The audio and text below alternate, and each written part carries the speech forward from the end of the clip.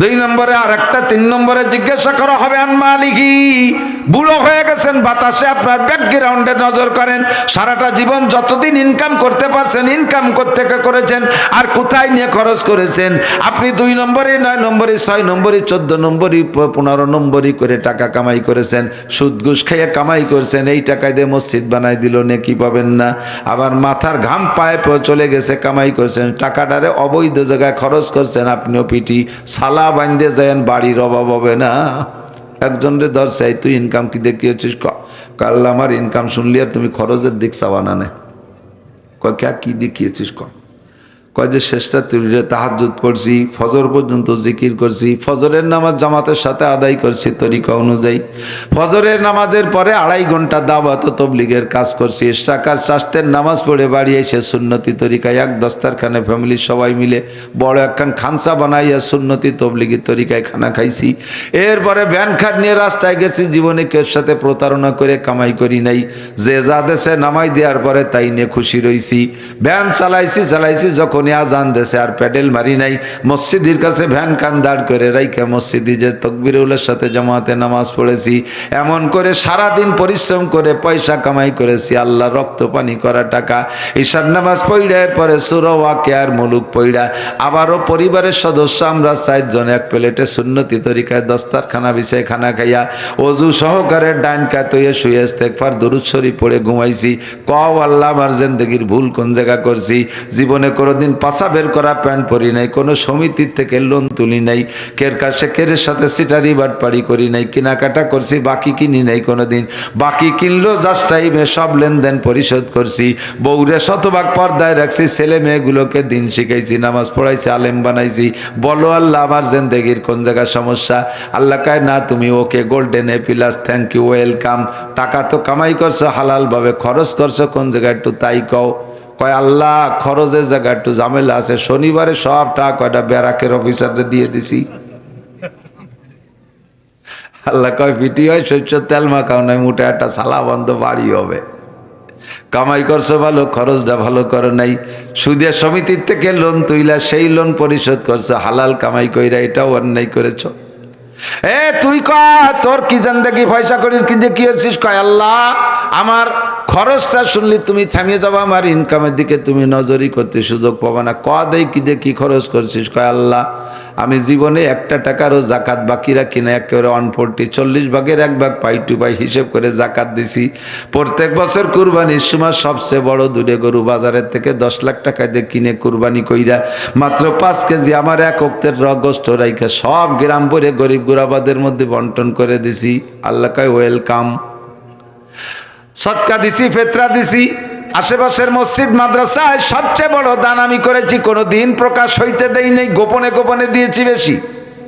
আমার টাকা দিয়ে প্রায় 50 জনের তবলিগ করাইছি, 4 জনরে আমি বিদেশ সফরে পাঠাইছি তবলিগের জন্য। কও আল্লাহ, কাজগুলো কেমন? কয় কতি থাক দেই, শেষে চল। তারপরে কি করছিস? কয় আল্লাহ, কত যে গরিব মানুষের মাইয়ে বিয়ে দিছে আমার টাকা দিয়ে। কয় সুন্দর কাজ করছো। তারপরে কি করছো? কয় 50টা উমরা করছি, 10টা হজ করছি, থ্যাংক ইউ, ওয়েলকাম। তারপরে কি করছো? কয় শেষবার যে হজে গেলাম, যাইয়ে দেখি কাবা ঘরের গিলাপ পাল্টাচ্ছে, সে জায়গায় অনেক টাকা লাগবে, আমার কাছে চাই নেই, তবু সুযোগ পেয়ে 10 লাখ টাকা তাতেও দিয়ে দিছি। আল্লাহ কয় তুমি যে এত মোটা খরচ করলে, এই টাকাগুলো পাইলে কোন জায়গায় কৃষি চাকরি করতে? কয় চাকরিটার নাম শোনার দরকার নেই, ওই ছেলে একটা সালে 1050 টাকা বেতন পাতাম, তো 50,000 টাকা বেতন পেয়ে তুমি এত টাকা খরচ করতে, টাকা পাইলে কোন জায়গায়? আলাদা কোনো অ্যাকাউন্টে কি আসমান থেকে তোমার ওই অ্যাকাউন্টের মধ্যে টাকা ঢুকছে? কি দেখিয়েছিস? কয় ছেলে টাকা মুসাফা টুসাফা করে একটু কিছু হতো আর কি, একটা কিছু সেটেলমেন্টে চাকরি করছি, অমুক অমুক জায়গায় চাকরি করছি। আল্লাহ কয় ফিটি সালা বান্ধ, তোমার কাছ থেকে আমি এই টাকা চাই নাই, আমার কাবার গিলাপ দেওয়ার জন্য তোর ঘুষ খাওয়া টাকা দরকার নাই, তোর সুদে টাকা দিয়ে আমার মসজিদ কেন বানাইছিস, মাদ্রাসা কেন বানাইছিস, এত মানুষের তবলিগি কেন পাঠাইছিস?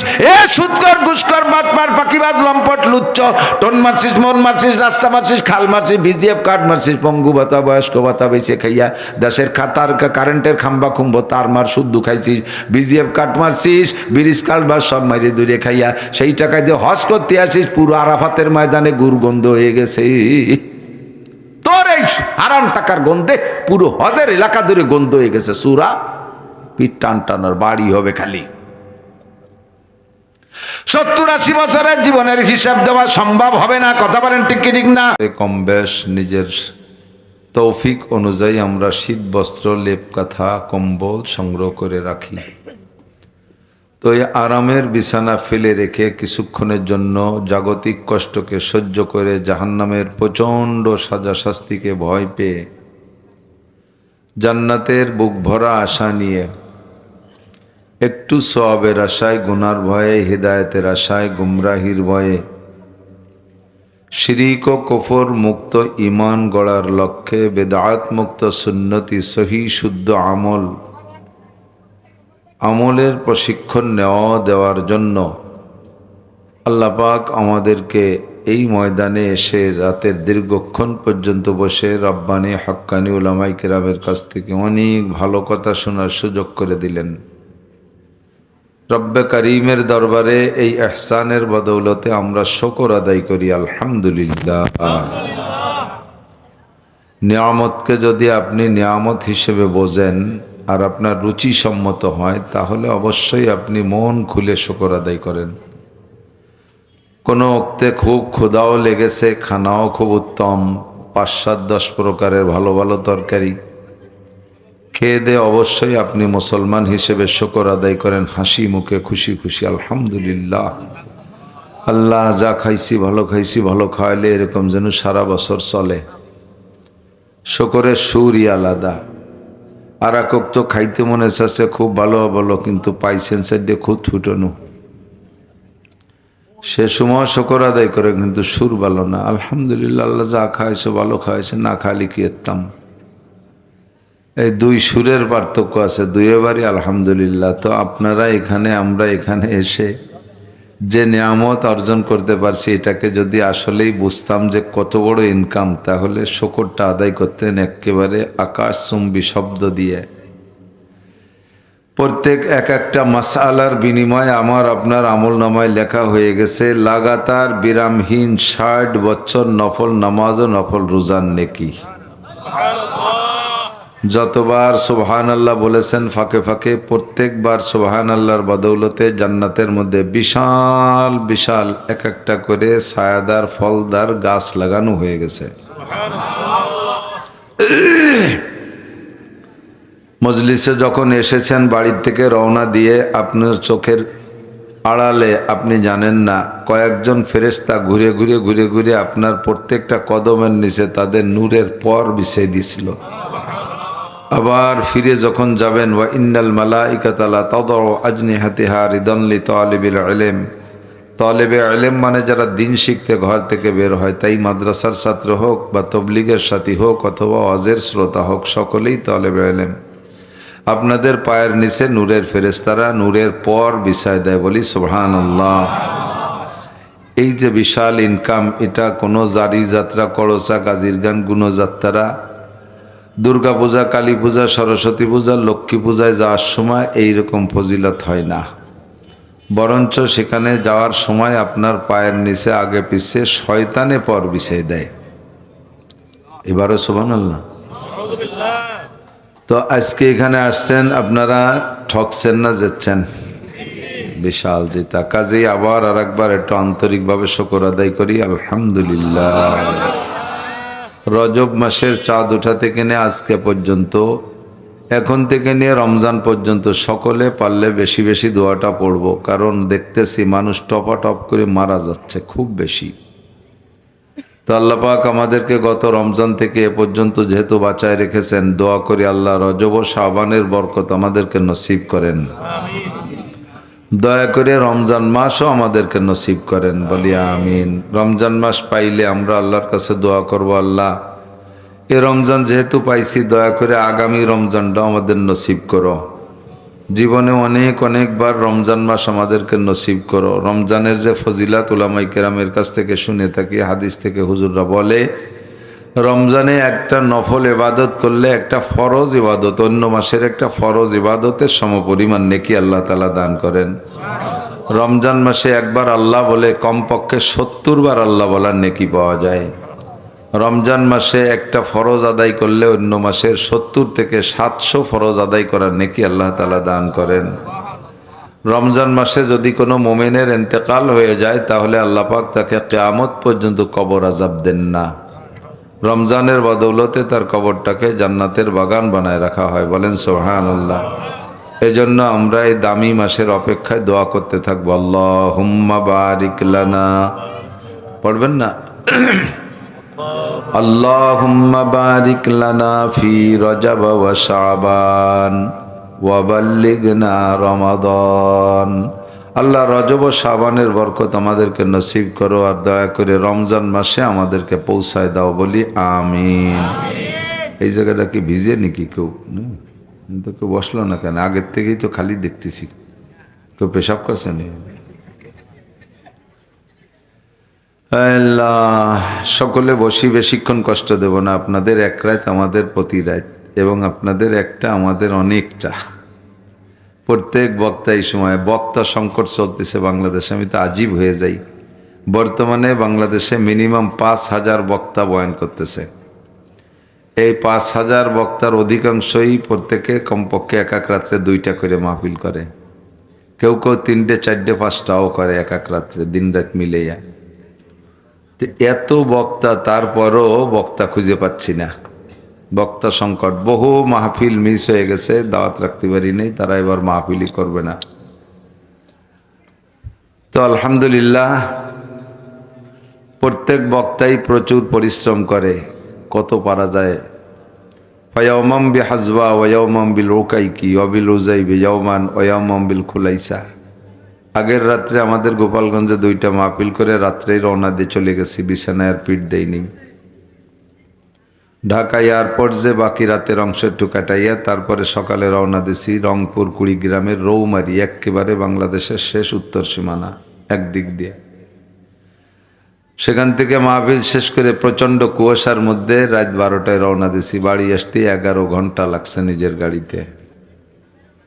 এসে যে একদিন ঘুমাবো, জিড়েবো, সে সুযোগ নেই। পরের রাত্রে আবার 2টা মাহফিল, তার আগের দিন 3টে, তার আগের দিন 3টে, কয়টা পারা যায়? তারপরে গতকালকে, গত রাত্রে, আগের রাত্রেও গেছে 3টে মাহফিল, 4টে ছিল, দিনই একটা, রাত্রে 3টে, কত পারা যায়? মনে মনে ভাবতেছেন যে এত পয়সার দরকার নাকি, একটা করলে হয় না? পেট ভরে না হুজুরকে? এই কই একদল বেশকি মারে। এখন কয়টা যে দরকার, আপনার যেদিন মাহফিলির দরকার হবে সেদিন আপনি যাইয়ে বসবেন যে কেন হুজুররা এই বিপদের মধ্যে পাড়া দেয়। কোনো মতে আমি একটার উপরে এক রাতে 2টা মাহফিল রাখার পক্ষে না, কিন্তু হাজার হাজার টাকা যা মানুষে এসে বিরক্ত করে, হুজুর 1 ঘন্টা দেন, জোহরের পরে দেন, আসরের পরে দেন, মাগরিবের পরে দেন, এইভাবে অনুরোধ করে, মুরব্বীকে সুপারিশ করে, দায় ঠেয়ে রাখি, শাস্তেও এখন পারতেছি না। আশাবাস সগীরা ওয়া আফনাল কাবীর কাদরুল গদাতে ওয়া মাররুল আশি। আমি আমার জীবনের মাহফিলের গড়ে শুরু করছি আলফাডাঙ্গার থেকে। এটাও তো আলফাডাঙ্গা না? সে সময় দাড়ি সব গজায় সারে নাই, আজ থেকে প্রায় 30-32 বছর আগে দাড়ি সব গজায় সারে নাই। আর সেই দাড়ি গজায় টজায় ফিরে আবার পাইকে জড়িয়ে যাওয়ার কায়দা হয়ে গেল। বয়স একেবারে কম হয়নি, কত পারা যায়? অল্প কিছুক্ষণ। যুবক যারা তোমরা দাঁড়িয়ে আছো, তোমরা একটু বসো, শোনা, তোমাদের আদরের সাথে বলছি, একটু বসে পড়ো, ভালো হবে। বসো। আবার আর এক জ্বালা, কেন্ন দেখছেন না? কেন্ন চেনে নাকি? ওই যে ছোট পাও, এত লম্বা লম্বা মাটি দিয়ে হাঁটে বিড় করে, পাও মেলা, তাই বলে হাঁটে বাড়ি জোরে তা না, কিন্তু পাও অনেক, কিন্তু হাঁটে খুব আস্তে আস্তে। এখন ওর আস্তে হাঁটা দেখে যদি ঠেলা দেন যে বেটা এত আস্তে হাঁটলি, তুমি আলফাডাঙ্গা জমানে কবে? এই কয়ে ঠেলা দিলি কেউ জোরে হাঁটে? ও গোল হইয়া পয়সা হয়ে যায়, পারলি তুই হাঁট, আমি যাব না। যারা দাঁড়ায় দাঁড়ায় ওয়াজ শুনতেছিল, বস্তি কইছে, আইটি চলি গেল, কেন মার্কা মুসল্লি। আল্লাহ আমাদেরকে এতক্ষণ যা শোনার তৌফিক দিয়েছে, তারপর আমল করার তৌফিক দান করুন, বলেন আমিন। আল্লাহ পাক রব্বুল আলামিন 5টা জিনিস নিজ হাত দিয়ে তৈরি করেছেন। কয়টি? 5টি। আর যত যা কিছু আছে কোনোটা বানাইতে হাত দেয় নেই। এই বিশাল আসমান আল্লাহ কিন্তু হাত দিয়ে বানাই নেই। কোন সামান, আসমান হয়ে যাও, হয়ে গেছে আসমান। এত বড় সূর্য, সূর্য কত বড়? পৃথিবী থেকে 13 লক্ষ গুণ বড়। এত বড় সূর্য বানাইতে আল্লাহ হাত দেয় নেই। কোন শামসান, সূর্য হয়ে গেছে। চাঁদ বানাইতে বলেন কোন কমারান, চাঁদ হয়ে যাও, ফাঁকা না কমারান, চাঁদ হয়ে গেল। কোন আর দিন, 7টা জমিন হয়ে গেল। কোন বাহরান, তোমরা সাগরগুলো হয়ে যাও, সব সাগরগুলো হয়ে গেল। কোন মালাইকা, ফেরেস্তা হও, সব ফেরেস্তা হয়ে গেল। কোন জিন্নান, জিন জাতি হয়ে যাও, হয়ে গেল। একটা বানাইতো আল্লাহ তাআলা হাত ব্যবহার করে নাই। 5টা জিনিস বানাইছে আল্লাহ হাত দিয়ে। কয়টি?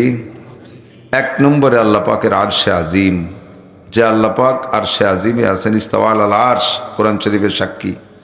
আমরা যদি আপনাদের কাছে জিজ্ঞেস করি আল্লাহ কোথায় আছে, সকলেই বলবেন যে আল্লাহ সব জায়গায় আছে।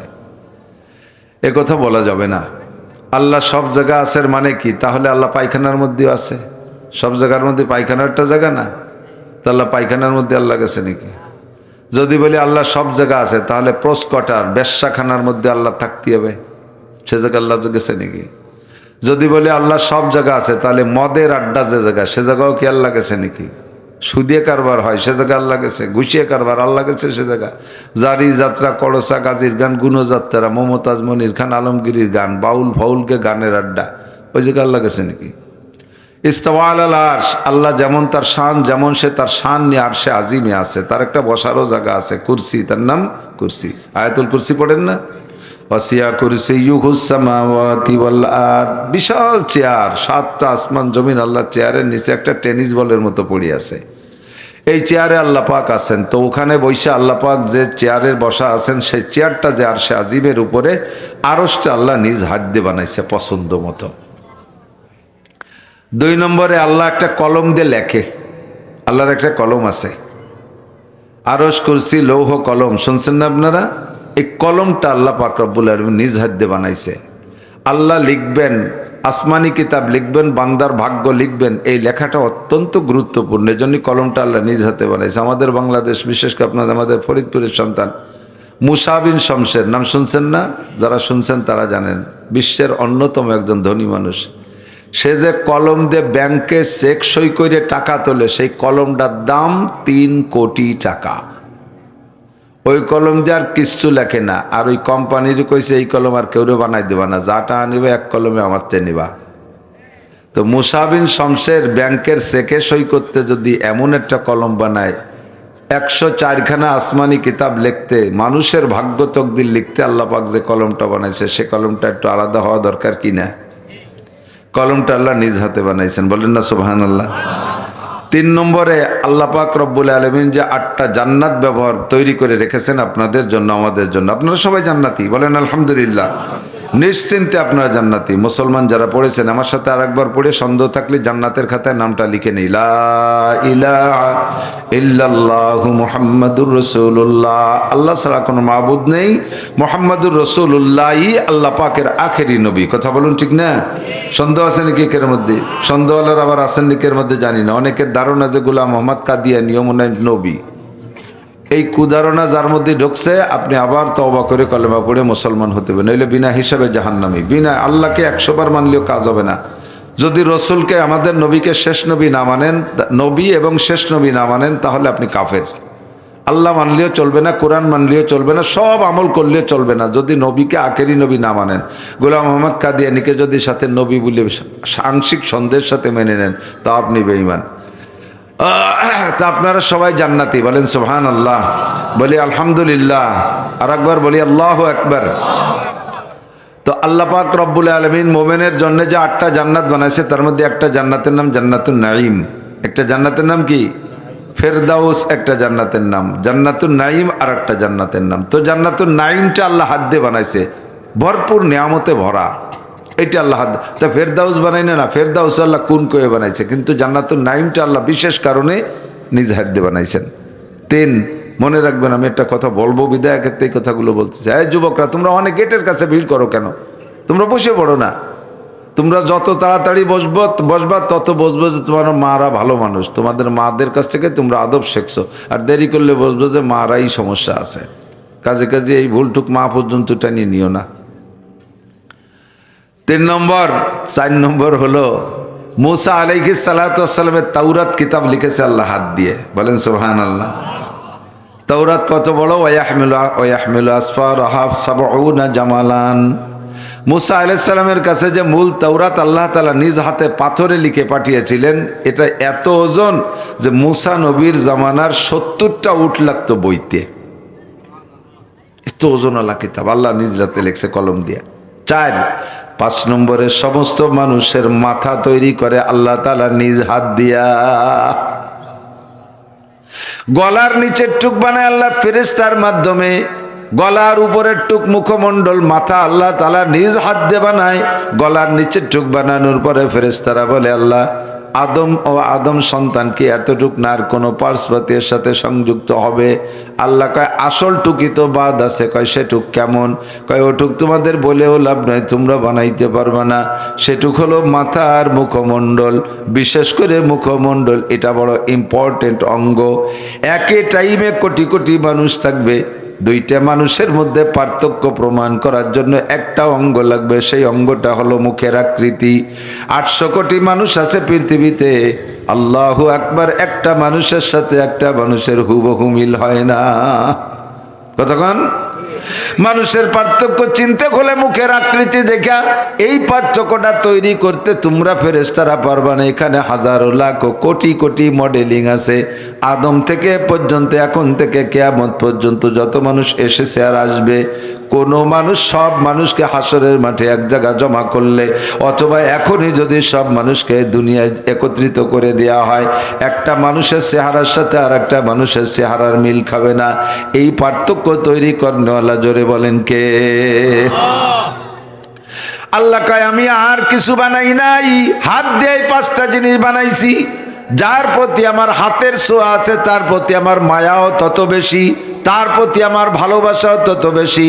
সব কিছু ধ্বংস হবে কিন্তু আমার এই 5টা জিনিস ধ্বংস হতে দেব না। কুল্লু শাইন হালিকুন ইল্লা ওয়াজহুল্লাহ, সব কিছু ধ্বংস হবে, শুধু আল্লাহ পাক থাকবেন। আর আল্লাহ পাক রব্বুল আলামিনের আরশ থাকবে, আল্লাহ পাকের কলম থাকবে, আল্লাহ পাকের জান্নাতগুলো সবই থাকবে।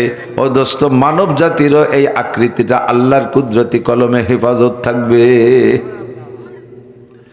মানুষকে আল্লাহ ভালোবাসেন তার প্রমাণ এটা। অন্য সব কিছু জিন ফেরেশতাকে আল্লাহ হাত দিয়ে তৈরি না করে মানুষকে আল্লাহ হাত দিয়ে বানাইছে, এটাই ভালোবাসার প্রমাণ। কতক্ষণ এবার বানাইতে যে কেমন বানাইলেন, কোরআনে কারিমের সাক্ষী আল্লাহ পাক বলেন, লাকাদ খালাকনাল ইনসানা ফি আহসানি তাকওয়িম। গোটা সৃষ্টি কায়নাতের ভিতরে মানুষকে আমি সব চাইতে সুদর্শন করে বানাইছি। মানুষের চাইতে উত্তম আকৃতি, উত্তম অবয়বে আর কোনো প্রাণীকে বানাই নাই।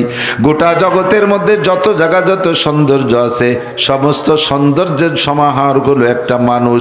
মানব দেহের ভিতরে নদ নদী, খাল বিল, পাহাড় পর্বত, জঙ্গল, আসমান জমিন সব মানুষের মধ্যে আছে। একটা একটা করে বলতে গেলে বহু সময় লেগে যাবে। এক কথায় আল্লাহ কয় মানুষকে আমি সবচেয়ে সুন্দর করে বানাইছি। গঠন প্রণালী দেখো কি সুন্দর। চোখ দুটো যেখানে দরকার সেখানে দিয়েছি, কান দুটো সাইড মতো দিয়েছি, নাক দুটো জায়গা মতো দিয়েছি, মুখ কান তার পাশে দিয়েছি। মানুষে খানা খাইতে গেলে চোখ দিয়াকে দেখে পছন্দ হলো কি হলো না, এরপরে নাক দিয়ে শুকে দেখবে এটা বাসি না গান্দা, এরপরে মুখে দিতে হয়। কথা বলেন ঠিক কি ঠিক না? এবার এই 3টে অঙ্গ যদি বিক্ষিপ্তভাবে 3 জায়গা থাকতো, চোখ দুটো যদি বগলের তলে থাকতো, আর নাকটারে যদি পিছনে সেট করে দিত, এক ওক্তের খাবার খাইতে 3 গুণ সময় লাগতো। আগে বগল উসরে লোকমা বগলের তলে চোখরে দেখানো লাগতো, ও চোখ তুই দেখিয়ে ক ঠিক আছে না নাকি। চোখে যদি হয় কয় যে হ্যাঁ কাকা ভালো আছে, এবার খাতি পারেন। এবার পিছনে নাক রয়েছে, নাকরে লোকমা শোয়াতে, তুই তো শুয়ে দেখ দি বাসি না গান্দা, এরপরে ঘুরে আইনে মুখি দিতে হবে।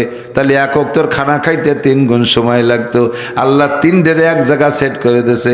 লোকমা হাতে নিয়ে চোখ দিয়ে দেখবা, নাক দিয়ে শুকবা, সাথে সাথে মুখে ঢুকাই দিবা।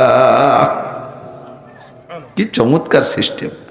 কতক্ষণ নাড়ি বুড়ি আল্লাহ জাগা মতো রাখছে। নাড়ি বুড়ি পাকস্থলী মাথার মধ্যে দিলেও দিতে পারতেন। মাথার মধ্যে নাড়ি বুড়ি পাকস্থলীওয়ালা কোনো প্রাণী আছে? অবশ্যই আছে। চিংড়ি মাছের সব কিছু মাথার মধ্যে, মাথার মধ্যে নাড়ি বুড়ি গেলে তার দাম কমে না, সব মাছের মধ্যে তার দাম বেশি। আমারও মাথার মধ্যে নাড়ি বুড়ি গেলে দাম কমতো না, কিন্তু সেটিং সুন্দর হতো না। আল্লাহ পাক সব পেটের মধ্যে দিয়ে কি সুন্দরভাবে বানায় দিয়েছে। এর জন্য কয় লাকাদ খালাকনাল ইনসানা ফি আহসানি তাকওয়িম, সবচাইতে সুন্দর করে আমি মানব জাতিরে বানাইছি। তোমরা এবার সাক্ষী দাও, এটা কি প্রমাণ করে না যে আমি আল্লাহ তোমাদেরকে সবচেয়ে ভালোবাসি? কতক্ষণ? এরপরে আল্লাহ কয় শুধু সুন্দর করে বানায় শেষ করি নাই, ওয়ালাকাদ কাররামনা বানি আদম, গোটা সৃষ্টি কায়নাতের ভিতরে সবচাইতে সম্মানী করে বানাইছি মানুষকে। মানুষের চাইতে সম্মানী কেউ না, জিন্দা মানুষের চেয়ে সম্মানী না, ফেরেশতারাও মানুষের চাইতে সম্মানী না। কোনো মানুষকে বলা হয় না যে তুমি জিবরাইল আলাইহিস সালাম আসলে তার পায়ের নিচে দাঁড়াবা, মিকাইল আলাইহিস সালাম আসলে তার পায়ের নিচে পিঠ বিছিয়ে দিবা, ইসরাফিল আজরাইল আলাইহিস সালাম আসলে তুমি তার পায়ের নিচে পিঠ বিছিয়ে দিবা, এটা বলা হয় না। অথচ আল্লাহর নবী বলেন ওয়া ইন্নাল মালাইকাতা লা তাদাউ আজনিহাতিহা রিদান লিতালিবিল ইলম, দ্বীনি ইলম শিক্ষা করতে যারা ঘর থেকে বের হয়, নূরানি ফেরেশতারা তাদের পায়ের নিচে তাদের ডানা পর বিছাইয়া দেয়। কোনো মানুষকে বলা হয় নাই তুমি কোনো ফেরেশতার হাত পাও সিবে খেদমত করে দিবা, মানুষকে দায়িত্ব দেওয়া হয় নাই যে তুমি ফেরেশতাদের খাবার দাবার সংগ্রহ করে দিবা, তাদের জামা কাপড় ধুয়ে পরিষ্কার করে দিবা। বরঞ্চ সমস্ত ফেরেশতাদেরকে আল্লাহ মানব জাতির সেবা খেদমতের জন্য তৈরি করেছেন। এক একজন মানুষের বডি পাহারা দেওয়ার জন্য আল্লাহ 360 জন ফেরেশতা ব্যবহার করে। দুই কানের দুইটা ছিদ্র পাহারার জন্য 2 জন ফেরেশতা, যাতে কানের মধ্যে পোকামাকড় ঢুকে না পড়ে। রাতের বেলা ঘুমায় গেলে নাকের ছিদ্র দিয়ে যাতে পোকামাকড় ঢুকে না যায়, ও জায়গা 2 জন ফেরেশতা মোতায়েন করা আছে। কত পোকা আসে মার করে ঢুকে গাড়ার মধ্যে ঢুকবে, মনে করছে নাক একটা বাসার মধ্যে ডুয়ে বসে যায়। এখানে এ জায়গা আসার সাথে সাথে স্টার্টিং একদিক ঘুরোই দেয়। কে ঘুরোই দেয়? ও জায়গা ফেরেশতা আছে, কয় এটা তোর বাসা না, তুই আর এক জায়গা যা, তুই মানুষের নায়ের মধ্যে ঢুকতে আইছিস কেন? কি সুন্দরভাবে পাহারাদারি করে। কতক্ষণ ঠিক কি ঠিক না? অঙ্গ প্রত্যঙ্গ যতগুলো ভাঁজ আছে, গিরে আছে, সব গিরে এক একটা ফেরেশতা। ফেরেশতারা মানুষের সেবা খেদমত করে, প্রমাণ করে মানুষ সবচাইতে দামি, ঠিক না? এবার দামি মানুষ করে সুন্দর করে বানায় ছেড়ে দিয়েছি। এ কথা বলি নাই যে যার যার চিনতে সেই করো, কিরা কিভাবে কি কামাই করে খাবার তার ধান্দা তার কাছে, আমি সেভাবে তোমারে ছেড়ে দেই নেই। তোমার জন্য আমি অসংখ্য নিয়ামত তৈরি করেছি। সূর্যটা তোমাদেরকে আলো দেয়। এই কয়েকদিন সূর্যের ক্লিয়ার দেখতে পারতেছি না, মনের মধ্যে ভালো লাগে না মন্দ লাগে, কার কেমন লাগে আমি জানি না। আমার তো মাথার মধ্যে এক চাক মেয়াগ হইছে, ভীষণ খারাপ লাগে। সূর্য দৈনন্দিন একবার না দেখতে পারলে কি ভালো লাগে? কথা বলেন। এই সূর্য 450 কোটি বছর পর্যন্ত আমাদেরকে সেবা খেদমত করতেছে। চন্দ্রটা 450 কোটি বছর পর্যন্ত মানব সেবায় নিয়োজিত আছে। আল্লাহ পাক অসংখ্য নিয়ামত এমন করে আমার আপনার জন্য তৈরি করে রেখেছেন। যার যেমন নিয়ামতের দরকার তার জন্য তেমন ব্যবস্থা। গরিব মানুষের জন্য কম দামি চাউল, একটু ভালোর জন্য আর একটু ভালো চাউল, আর একটু বড় লোকের জন্য আরো দামি চাউল, সর্বোচ্চ বড় লোকের জন্য 300-350 টাকা দামের কেজির চাউল আল্লাহ বানায় রাখছে। বড় লোক বড় বড় মাছ খাবে, 10 কেজি 20 কেজি ওজনের বল মাছ বানায় রাখছে। এই 20 কেজি বল মাছ কেনার মতো মানুষ সমাজে সবাই না, গরিব মানুষ আছে। এবার তাদের বল মাছ যদি পরানো চায় তারা কি খাবে? এই জন্য আল্লাহ ওই বংশের ছোট ছোট পাবদা মাছ বানায় থুইছে। কতক্ষণ? তাফাক্কারু ফি খালকিল্লাহি ওয়া লা তাতাফাক্কারু ফিল্লাহ, আল্লাহর সৃষ্টি নিয়ে গবেষণা করো, আল্লাহকে পেয়ে যাবা। ওয়া লা তাতাফাক্কারু ফিল্লাহ, আল্লাহরে পাওয়ার জন্য তুমি আলফা ডাঙ্গার বিলির মধ্যে দিয়ে ফাঁকা জায়গা দিয়ে দৌড়ে বেড়ালি, কোনোদিন খুঁজে পাবা না। তোমার ততটুকু বুদ্ধি নাই, তোমার সেই ব্রেন নাই, তোমার হাত ছোট, তুমি অত বড় কলসের তলিতে কি আছে আজ দিয়ে খুঁজে পাবা না। কাজে আল্লাহর সৃষ্টি নিয়ে গবেষণা করো, দেখো কত সুন্দর। খেজুর খাইতে মনে চায়, একই খেজুর কত প্রকারের। 3000 টাকা দামের কেজি খেজুর আছে। আমি মৌলানা নাসির, আমার কিনে খাওয়ার ক্ষমতা আছে, কিন্তু আর একজন মানুষ সারাদিন ভ্যান চালাইয়া পাইছে 500 টাকা, ও 3000 টাকার খেজুরের কাছে যাইতে পারবে না। কিন্তু খেজুর তারও খাইতে পরানে চাইতে পারে, তার পোলাপানও খেজুর খাইতে চাইবে। আল্লাহ কয় ঠিক আছে, তোমারে 200 টাকা দামের খেজুর বানাই দিছি, ওইতে আইসরানি কিনে নিয়ে নিজে খাওগে, সাল মেরে খাওগে। কতক্ষণ আছে না নাই? 3,000 3,500 টাকা দামের লুঙ্গি আছে, তা পরারও লোক আছে। আবার 350 টাকা দামের লুঙ্গি আছে, তা পরারও লোক আছে। সব কিছু সুন্দর করে বৈষম্য করে আল্লাহ পাক রব্বুল আলামিন তৈরি করে রেখেছেন। মানুষের মধ্যে ক্যাটাগরি কেন করলেন? ওয়ারাফানা বা'দাহুম ফাওকা বা'দিন দারাজাত। মানুষের মধ্যে কেরসে কেউরে আমি দামি বানাইছি, কেরসে কেউরে ধনী বানাইছে, কেরসে কেউরে সম্মানী বানাইছে। যদি এমন না করে সবাই রে এক লেভেলের বানাইতো, সমাজের এত কাজ সম্পাদন হইতো না। মুসিরা জুতো বানাবে, বড় লোকরা পায় দিবা। তাঁতিরা কাপড় বুনবে, সবাই তা ব্যবহার করবা। কৃষকরা ক্ষেত খামারে ধান ফলাবে, সবাই তাই খাইবা। আবার বড় লোক শিল্পপতিরা ইন্ডাস্ট্রিজ কলকারখানা বানাইয়া মাইক মোবাইল টাওয়ার মার এগুলো যা দরকার বানায় দেবে, সাধারণ সবাই সেগুলো ব্যবহার করবা। কথা বলেন ঠিক কি ঠিক না? সবাই এক লেভেলের হইলে সব কাজ চলতো না। আল্লাহর পক্ষ থেকে বলা হয় লিকুল্লি ফান্নিন রিজাল। প্রত্যেক বিষয় আল্লাহ সুন্দর সুন্দর করে মানুষ বানায় রাখছে। যেভাবে বলি রাতভর বললে শেষ হবে না। প্রত্যেকটা জিনিস আল্লাহর রহমত। কতক্ষণ? মারাজাল বাহরাইনি ইয়ালতাকিয়ানি বাইনাহুমা বারযাকুল লা ইয়াবগিয়ান। দুইটা নদী একসাথে পাশ চলে, একটার পানি ঘোলা আর একটার পানি স্বচ্ছ। মেঘনার পানি স্বচ্ছ আর পদ্মার পানি ঘোলা। মেঘনা পদ্মা দুইটা পাশাপাশি মিশে যাচ্ছে, মাঝখানে কোনো বেড়া নাই, কোনো বেড়া নাই। দুই পানিকে আলাদা করে রাখে। জোরে বলেন কে? আর আল্লাহু আকবার। সূরা রহমানের মধ্যে আল্লাহ তাই বলেন মারাজাল বাহরাইনি ইয়ালতাকিয়ান বাইনাহুমা বারযাকুল লা ইয়াবগিয়ান ফাবিআইয়ি আলাই রাব্বিকুমা তুকাজ্জিবান। কোনটিকে তুমি বলিবে মিথ্যায় যে বিশ্বপতির দান। ফাবিআইয়ি আলাই রাব্বিকুমা তুকাজ্জিবান। সবই কার দান? জোরে বলেন কার দান? এবার আল্লাহ পাক বলেন নিয়ামতগুলো আমি কিভাবে পার্থক্য করেছি। এদিক তাকান। যেই জিনিসটা মানুষের জীবনে বেশি প্রয়োজন, ওই জিনিসটাকে আমি কম দামি করে দিছি। অনেকটা আমি ফ্রি সার্ভিস দিচ্ছি। বুঝতেছেন নাকি আপনারা? বুঝতেছেন তো? আমি কি আজে বাজে কিছু করছি নি? তার ঠিক কি আল্লাহ বুঝে। একটু সামনের দিক চলেন, এক পাশে কতি যাই। যেই নিয়ামতটা মানব জীবনে বেশি প্রয়োজন, ওইটা আল্লাহ পাক কম দামি বানাই দিছে। যেটা প্রয়োজন কম, ওইটার দাম বেশি। কথা কন? সমাজে লোহার দরকার বেশি না সোনার দরকার বেশি? সোনার প্রয়োজন বেশি না লোহার প্রয়োজন বেশি? লোহার প্রয়োজন বেশি, ঠিক না? পুরুষকে তো সোনার দরকারই নাই। এক চুল পরিমাণ, এক জাররা পরিমাণ স্বর্ণ অলংকার পুরুষে ব্যবহার করতে পারবে না। যারা স্বর্ণের চেন গলায় দাও, যারা স্বর্ণের চেন গলায় দাও, ভালো করে মনে রাখো পুরুষরা তুমি কি গলায় দিচ্ছ। 5, 6টা 8টা 10টা শুয়োরের বাচ্চায় যেটা মালা বানায় গলায় দেওয়াও যা, স্বর্ণের চেন পুরুষই গলায় নেওয়াও তাই। এই যে ছোট ছোট শুয়োরের বাচ্চা শুয়োর আছে না, এই যে বটপট করে ভর্তি চালে থাকে, শুয়োরে আটা বার বাচ্চা বেরোতে, এই একটুক ইন্দুরির মতো তা। ওরির কুড়ি আনিক দে দড়ি দিয়ে বাঁধে মালা বানাইয়া গলায় নিয়ে কি যায় যাবে? তা যেমন না যায়, স্বর্ণের চেন পুরুষে গলায় ব্যবহার করে এরকম না যায়। আংটিও ব্যবহার করতে পারবে না। মোহাব্বত করে যত্ন করে সাউরিতি জামাইরে আংটি দেয়, মোহাব্বত করে ধনী শ্বশুররা জামাইরে অনেক অলংকার দেয়। একটাও ব্যবহার করা হারাম, একটাও ব্যবহার করতে পারবেন না। তাহলে পুরুষের জীবনে স্বর্ণ একটুও দরকার নাই, নারীদের জীবনে স্বর্ণ সবটুক দরকার। 10-20 কেজি স্বর্ণ দিয়ে জামা বানায় বউরে ফরায় দেন, কোনো সগিরা কবিরা নাই, বরঞ্চ ভালো হবে না কি হবে। কিন্তু যদি কোনো মহিলা জীবনে 1 জাররা স্বর্ণ ব্যবহার না করে, তাতে কি তার কোনো সগিরা কবিরা গুনাহ হবে?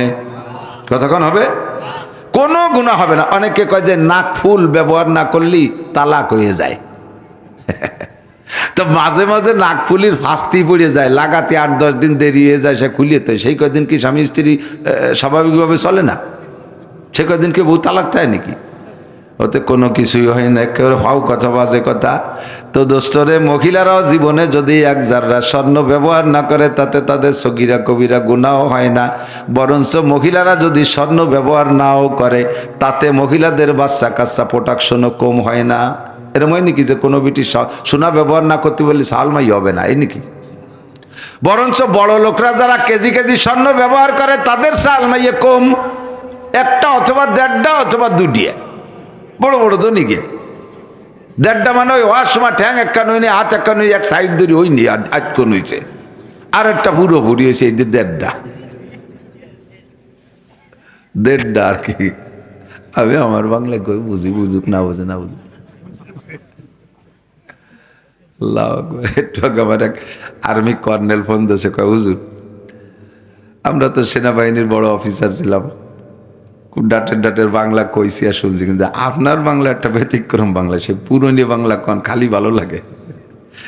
আমি ছাড় দিতে পারবো না, পাল্টাই পাল্টাই টেডি বাংলা আমার ধরারও কায়দা নেই, বয়স শেষ হয়ে গেছে, এই অতি মরতে পারলি বাসি। একটা অথবা দেড়টা অথবা দুটিয়া। আর গরিব মানুষ এক জাররা স্বর্ণের অলংকার নাই, প্রত্যেক বছর দুই দুটি জোড়া জোড়া ইয়াগ হয়ে যাচ্ছে। তাতে বোঝা যায় যে সোনা দানা ব্যবহার না করলে মহিলাদের বাচ্চা দেওয়ার ক্ষমতাও দুর্বল হয় না। এ স্বর্ণ কোনো জায়গা লাগে না, অথচ স্বর্ণের দাম বেশি না লোহার দাম বেশি? স্বর্ণের দাম বেশি। লোহা, লোহা ছাড়া কোনোটা চলে না। দাউকাশি খুন্ত কুড়েল দালান, দালান কোটা যা যা করবেন সব জায়গায় লোহা। লোহা যদি স্বর্ণের মতো এরকম 2,26,000 টাকা, বর্তমানে কিন্তু সোনার দাম 2,26,000 টাকা। যারা বিয়েরও নাই তারা ওই লোহায় দিয়ে কিছু বানায় নিয়ে যাইও, আর সোনা কিনে বিয়ে হওয়ার দিন শেষ কাকা।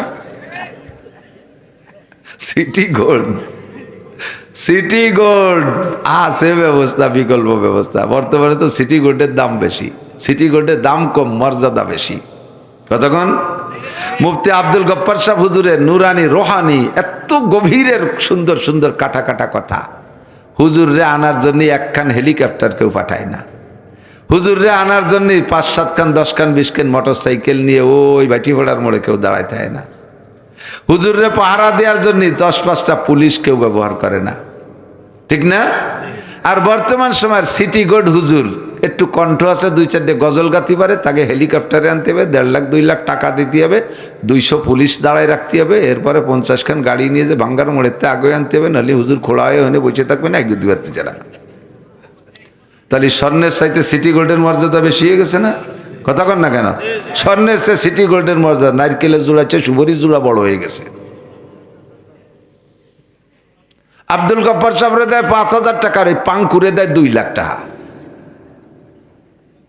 এই যে আমরাও বেশি দিন টিকতে পারবো না মাঠে, এখন তো বুড়ো হয়ে যাচ্ছি, সুর মুড়ো সব শেষ হয়ে গেছে, বাড়ি উঠবো না, বাপ ভালো না। দেখ, তো স্বর্ণের চাইতে লোহার প্রয়োজন বেশি। লোহা যদি স্বর্ণের দামে কিনে ব্যবহার করা লাগতো, তাহলে দাউ কাশি আর ব্যবহার করা বানানো লাগতো না, ঠিক না? দাউ বানাইতে কত সোনা লাগবে, কাশি বানাইতে কত সোনা লাগবে, ধান কাটতে আর কাশির ব্যবহার করা যাইতো না, কয় বাবু এটা দাঁত দিয়ে ছিঁড়িয়ে আনা লাগতো। আল্লাহ কয় টেনশন করো না, সোনার চাইতে লোহার দাম কমাই দিছি, কেজির দাম 90 টাকা, ঠিক না? এবার লোহার প্রয়োজন বেশি না মাটির প্রয়োজন বেশি? কথা কয় না, টের পাচ্ছেন না কোনটা? এই তো সহজ কথা। আমি কি সেই কঠিন মশলাকে জিজ্ঞেস করছি না যে ডিম আগে না মুরগি আগে? এটা তো জিজ্ঞেস করি না, ধরলাম জিজ্ঞেস কর কোন দিন ডিম আগে না মুরগি আগে? মুরগি আগের পক্ষে কারা কারা একটা হাত দেখাবেন? মুরগি আগে, মুরগি আগে, ভালোই কয়জন দাঁড়াইছে। এবার ডিম আগে কারা একটু হাত দেখান দি? ডিম আগে, এ দলে দি লোক কম হলো, অন্য অন্য জায়গায় ডিম আগের দলের লোক বেশি হয়। আর অনেকে হাত উঠই না, জিতা দলে আমরা চালাক আছে একদল, যে ভোট বিএনপিতেও দেবো না হুজুরকে দেবো না, যে দল যেতে সেই দলে যাব। আল্লাহ কয় ডিম আগে, আল্লাহ বলেন মুরগি আগের পক্ষে যারা হাত উঠেছেন তারা ঠেকিয়ে গেছেন। আল্লাহ কয় ডিম আগে, আল্লাহ কয় ডিম আগে। মুরগি তাজা না ডিম তাজা? ডিম কি আটতে পারে? ডিম কি খুদ খাতে পারে? ডিমি কিছু খায়? মুরগিতে খায় না? মুরগি হাঁটতে পারে, তাহলে যে হাঁটা চলা করতে পারে ও জেন্দার, যে নড়াচড়া করতে পারে না জায়গায় চুয়ে দিলি তাই পড়ে ওটা মরা। আল্লাহ কয় তুখরিজুল হাইয়া মিনাল মাইয়িতি ওয়া তুখরিজুল মাইয়িতা মিনাল হাই। আমি তাজারে বের করি মরার থেকে। সমস্ত তাফসীরের কিতাবে লেখে আমি তাজারে বের করি মরার থেকে। তাজা হলো মুরগি, মরা হলো ডিম। আমি আগে তাজারে বের করি মরার থেকে, এরপরে ওয়া তুখরিজুল মাইয়িতা মিনাল হাই, তারপরে যত মরা ডিম আছে সব ওই তাজা মুরগির থেকে বের করি। আগে বানাইছে ডিম, আগে বানাইছে ডিম। বলবেন যে তাহলে মুরগি না হলে ডিম হলো কি করে? তাহলে একটা কথা বলেন, সন্তান হইতে আব্বা মা লাগে। কথা বলেন লাগে? সন্তান হইতে আব্বা মা লাগে। এবার কোন তো আদম আলাইহিস সালামের আব্বার নাম কি? হাওয়া আলাইহিস সালামের মার নাম কি? ওই দুইজনের যদি আল্লাহ আব্বা মা ছাড়া বানাইতে পারে, তাহলে সর্বপ্রথম ডিমটা আল্লাহ তাআলা মুরগি ছাড়া বানাইতে পারে কি পারে না? এই কুচো ডাল, এই কুচো পাল্টি, এই আর যদি হাঁটিছে এই একটা চেঙ্গা দেবেন দেশ কেনে এই যে কটা উঠা বসা আছে, আবার ওই যে কটা এসে উঠছে, আর নড়লিয়ায় কোনোটা খুঁজে পাচ্ছি দল। পেশাব আসলে এক আঙ্গুল চর্বি, আমি বসবো যে মাদ্রাসা 1000 টাকা দিবি, টাকা দিয়ে যাই পেশাবখানায় মুতে টুতে শুয়ে থাকবে, এটা ইয়ে উঠবো না যা। এমনি নড়াচড়া হলে কিন্তু এমনি কাপ ধরে চেঙ্গা দেবেন দিসকেন। তোমরা 3 জন বসো, ওই যে 3 জন পকেটে হাত দিয়ে দাঁড়াইছো, বসো, বসলেই ভালো লাগবে শোনা। শীতের সময় দাঁড়াই থাকবা, কিছুক্ষণ বসলি পারা নিচে গরম হয়ে যাবে, গরম হলি পারা ওম হবে, ওম হলি পারা কি হবে, ডিম ফুটবে, বাচ্চা ফুটবে, একটা কিছু হবে তো। বসছি, আল্লাহ ওই জারেরটা উঠছে, যা তল দিয়ে সারি যা। তাহলে লোহার দাম বেশি না, লোহার প্রয়োজন বেশি না মাটির প্রয়োজন বেশি? আপনার কি এই মাটি না থাকলে বসতে পারতেন? এই জায়গায় কি লোহা লাগতেছে না বসতে? মাটি লাগবে না? মাটিতে চাষবাস, মাটিতে ঘর বাড়ি, মাটিতে ক্ষেত খামার, মাটির প্রয়োজন বেশি, ঠিক না? এবার মাটির দাম বেশি না লোহার দাম বেশি? লোহার দাম বেশি। মাটির দাম কম, 1 লাখ টাকা দিয়ে 1 কাঠা জায়গা কিনলে ওই বরাবর খুঁজতে খুঁজতে জাহান্নাম পর্যন্ত যত মাটি আছে সব আপনার, ঠিক না? 1 লাখ টাকায় কত লক্ষ লক্ষ টনকে টন মাটি। তাহলে মাটির প্রয়োজন বেশি, আল্লাহ এদের আরো সস্তা করে দেছে। কোনটিকে তুমি বলিবে মিথ্যা? এ যে বিশ্বপতির দান, এগুলো কার দান? একটু বলেন না কার দাম? লোহার মতো যদি মাটি দামি হইতো তাহলে মাটি ব্যবহার কিনে ব্যবহার করা বড় কঠিন হয়ে যেত। এবার মাটির প্রয়োজন বেশি না পানির প্রয়োজন বেশি? পানির প্রয়োজন বেশি, ঠিক না? এবার মাটিও কিনে ব্যবহার করা লাগে, মাটি কিনা ছাড়া ঘর বাড়ি বানানো যায় না। কিন্তু নদ নদী খালবিল সাগর সমুদ্র ভরা অসংখ্য পানি, একটুও কিনা লাগে না। আল্লাহ পাক ফ্রি করে দেশে ওয়াজরে আসমান থেকে বৃষ্টি বর্ষায়। ওয়া আনজালনা মিনাস সামাই মাআন তাহুরা, আমি আসমান থেকে ওয়াকাতারে গ্যালনকে গ্যালন পানি তোমাদের জন্য দিচ্ছি, আর্সেনিক মুক্ত, আয়রন মুক্ত, লবণ মুক্ত জমজম পানির পরে পৃথিবীতে বৃষ্টির পানির চাইতে ভালো আর কোনো পানি হইতে পারে না। কতক্ষণ ঠিক না? এই বৃষ্টির পানি ধরে খাবো, একটা পয়সা লাগে না। আল্লাহ কয় যে জিনিস তোমার জীবনে যত বেশি প্রয়োজন সে জিনিস আমি তত সস্তা সস্তা করে দিয়েছি। পানির নাম রেখেছি আমরা জীবন, তারপরও 2-3 দিন পানি না খাইলে বাঁচি। এবার পানির চাইতে প্রয়োজনীয় আর জীবনে কি আছে? সেটা হলো অক্সিজেন। বলেন কি? অক্সিজেন, যেটা শ্বাস টেনে নেন, পানির চাইতে জরুরি, ঠিক না? পানি না খেয়ে 3 দিন 4 দিন থাকা যায়, কিন্তু অক্সিজেন না টাইলে কয়দিন থাকতে পারবেন? 3 দিন, 3 মিনিট, 1 মিনিট, আধা মিনিটই শেষ, ঠিক না? যদি পানির নাম জীবন হয় তাহলে অক্সিজেনের নাম কি? একজনে কয় হুজুর তাহলে অক্সিজেনের নাম মরণ। আসলেও ঠিক কইছে, কারণ অক্সিজেন না নিতে পারলেই তো মরণ, ঠিক না? পানির নাম জীবন, অক্সিজেনের নাম মরণ। এই অক্সিজেন আল্লাহ ফ্রি করে দেছে। আল্লাহু আকবার। এই কৃত্রিম অক্সিজেন যেটা আইসিইউতে গেলে আপনাকে সরকারকে বলা হয়, ডাক্তারদের মেডিকেল সায়েন্সের বানানো অক্সিজেন আপনাকে দেওয়া হয়। এই অক্সিজেনের বিল ঘন্টায় 2000 টাকা। 24 ঘন্টা যদি আপনি ওই কৃত্রিম অক্সিজেন ব্যবহার করেন 48,000 টাকা বিল দিয়ে আসা লাগবে।